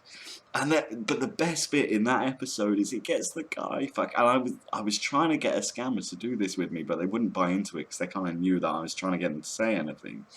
But he does a bit with that guy, and it's just him and the guy who knows that it's a setup because that he's put with one person for the weekend, and he's like, and he goes right. Because they have to like act with him in character for the whole thing to win the 10 grand at the end of the weekend. And he's like, right, we need to go around the table and sing the Grand Old Duke of York. And they go around the Grand Old Duke of York. He had 10,000 men. He marched, and he's like, right, now we've got to do it without the ups. And and then he's like, now we've got to do it without the downs. And every time the guy makes a mistake, he's like, no, you're getting it wrong. We have to start from the beginning again. And you just see the guys like he just can't deal with it anymore, and and Mark Wootton's character turns to him, he's like, "It's just a children's song," and the guy just turns to him with so much resignation. He's like, "I know what it is. I know what it is," and it's just like, honestly, it's one of the funniest things I've ever seen. I love that show and I need to download it because I've not seen it in ages. I think we need to explain to people exactly what it is though. Mm. Sorry guys, if you've never seen this, it was a TV show by like an English comedian called Mark Wootton. He's been in a few proper shows doing characters and things, but he did a show that was like a reality show. It's called My New Best Friend. Yeah, and he would basically come up with it like people would write in and they would win £10,000 for spending the whole weekend with him, but he would basically come up with a character that would be like the last person you would expect that person to spend the weekend with. And then they would have to introduce them all to their friends and their girlfriends and their family, and he would just try and make things as uncomfortable as possible. I mean, he must have a massive pair of bollocks to do that. I mean, like the guy that I think that was the guy that I was talking about, didn't he? He goes, "Oh, I'm gonna take him on a holiday to Thailand where we're gonna eat some women." And his family are like, what? And the guy quit it. He didn't even make it to the end. And he's already gone like 2 days with the guy. But, yeah. I mean, that show was what, late 90s? Yeah, it wasn't. Or early 2000s. But Yeah. yeah, I agree with you. Though it's funny that we've just talked about that, Adam, because there's not many people that are a fan of that. You're probably the only other person that I know that's a fan of that show. I still go back and watch that from time to time now. I'm just like, Have you got it on DVD? It's on YouTube. It's all on YouTube. Oh, is it on YouTube? Yeah. All right, I'm gonna have a bit of that. Yeah. But like, I think there was one or two that weren't great, but the Sasha one was fantastic. And I think the first one in the series where he plays the gay guy that goes and meets the really macho mate and his friends, and he's like, and his friend he's saying, "Oh yeah, I met him when he was working in Switzerland," and he's like, "So what? How are things going for you now?" He's like, "Well, my life's going in a new direction." And he's like, "A new direction, a nude erection." I can't remember that. What was the name of the character? It's the first one, and I can't remember what the character was. It's the first one in the series. And like his mates are all really macho, like they have a casino night and he's being really needy and like, "You've got to tell all your mates to leave, you've got to tell them to leave, are you my friend or theirs?" Yeah, Amy, it's called My New Best Friend, and it is I think because it's reality meeting comedy, it's one of the best things ever. Like, I can't believe, Andrew, you know it as well. It's so like unheard of as well. But yeah, it's something I go back and watch quite often. But I'm glad you mentioned it because it's been so long since I've seen any of those. I'm kind of looking forward to, if I could actually fucking see at the moment, I'd probably put one in when I went to bed. Stevie and Tim, Mirthman knows it. It's Stevie, yeah. The character is Stevie, the gay one. What, the gay one? Yeah, he's called So Stevie. you've got Sasha, Stevie. What was the guy called who was a bit of a neurotic sort of tree hugger who had the scruffy hair like Woody or something? Oh, fuck, I can't remember, but I know who you mean.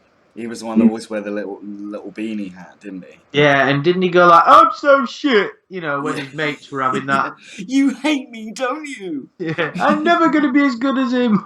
Oh, that's it. He keeps. Oh, Sam. Sam was the real Sam the guy. man. Yeah, Sam's the. And that's it. Tiffany, Tiffany. But the Sam one, he starts sending him little letters written with newspaper clippings, doesn't he? Saying, "If you don't leave Sam alone, I'm gonna." What about that? Where some of his, she's going with that. There's that girl Tiffany, the fit blonde one. Yeah. And some of Tiffany's mates just get, "I can't fucking stand this anymore. I'm leaving. I feel really uncomfortable." Yeah, and he's like, yeah, and he's going, and he starts because at first she thought they were just meant to, he was just meant to be her friend, didn't he? And he's like, "Yeah, me and Tiffany are in a relationship," and he meets a fucking family. Oh, they have to pretend. She has to pretend that she's engaged to him. Yeah. Oh man, that guy. Have you watched Shirley Ghostman? Shirley Ghostman. Yeah, that's Mark Wootton. It's the same guy. And he did like a fake medium thing, and it's so good. Like, everyone in you need to watch Shirley Ghostman versus the Cynics. And he just, like, someone comes in, he's like, "I'm going to turn and people never know whether he's a man or a woman because his name's Shirley, and he gets really upset when they say he's a woman." But he's like, yeah, I'm going to turn a cynic into a believer. Is it worth watching that then? Oh, anything by Mark Wootton, in my opinion, is worth watching. But yeah, Shirley well, in fact, he did another series called La La Land, not the movie, not to be confused with the recent movie La La Land, where he took one of the characters from My New Best Friend, Shirley Ghostman, and another character. In fact, which character? It was the really brash one from My New Best Friend. Do you remember the guy with the ginger mustache that took the girl and her mum to do a photo shoot? Oh yeah, well she ended up she ended up going on a barge and she was gonna do Yes, some kind of that's the modelling. one. Yeah, well, he reprises that character in La La Land. He takes all three of these characters to LA and he wants to go and become an actor. That brash character. Yeah, Murph, man, you're right. Yeah, the Shirley Ghostman thing was a bit of a most haunted parody. One of it was he did like Ghost School with Shirley Ghostman and took them to like a haunted house and stuff. And but the guy, honestly, his brand of comedy, it's such a huge influence to me. I think he's so underrated, and it's so strange that he kind of went unnoted. And I know he went and he's been in a couple of kind of big budget British movies since and stuff, but.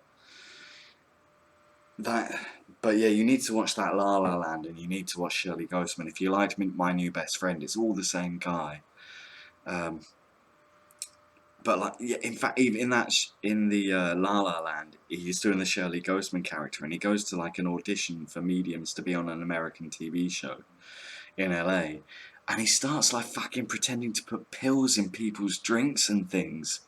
And like some of them see him, but yet somehow these people, and it's all real. They believe that he's for real, and he gets through as one of the characters. Fucking the guy, honestly, I don't think as comedians goes, no one has a bigger pair of bollocks in the world. It's quite interesting that. All of this stuff I think is now available on YouTube to watch as well. But yeah, he does the brash guy. He takes him to and like they're telling him to do different characters, but he can't do anything but talk in his kind of Cockney accent. See, Hammy Turtle's just put, and I believe Hammy Turtle is female, so she's put a rather sexist joke in the comments. But why'd the wife cross the road? Never mind that. Get the fuck back in the kitchen, woman. And that's a bit, I don't know, because I suppose maybe I've become a bit a bit of an SJW. But I remember one of the jokes I heard as a kid, which was, what do you do if the dishwasher breaks down? Slap the bitch. That's mild compared to the joke before. Well, yeah, the joke before was a bit darker, I suppose. Well, and here's another rather sexist joke. And again, guys, remember we're saying this all rather tongue-in-cheek. Why can't women ski? Go on. Not much snow between the bedroom and the kitchen. Ain't that the truth? Well, dear, you always wanted a compact. More Simpsons references. Yeah. Right, well, do you know what, Adam? I'm going to have to... Yeah, I think we've been here for 3 hours and 22 minutes. So thanks so much. That's good going, that. Yeah. What do Walmart and Michael Jackson have in common? What do what? I'm a big Jackson fan, by the way, but go on. What do Walmart and Michael Jackson have in common? Go on. They both have little boys' pants half off. Oh dear. That was from Oreo, who is also a female. So these women are dirty. They certainly are. Which is a quote from The Office, guys, just to let you know.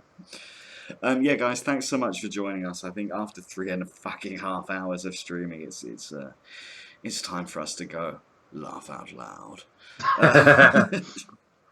Okay. Cool. Oh, Jesus, Murphman's just taken us down another level. What's your baby finger for? Fingering babies.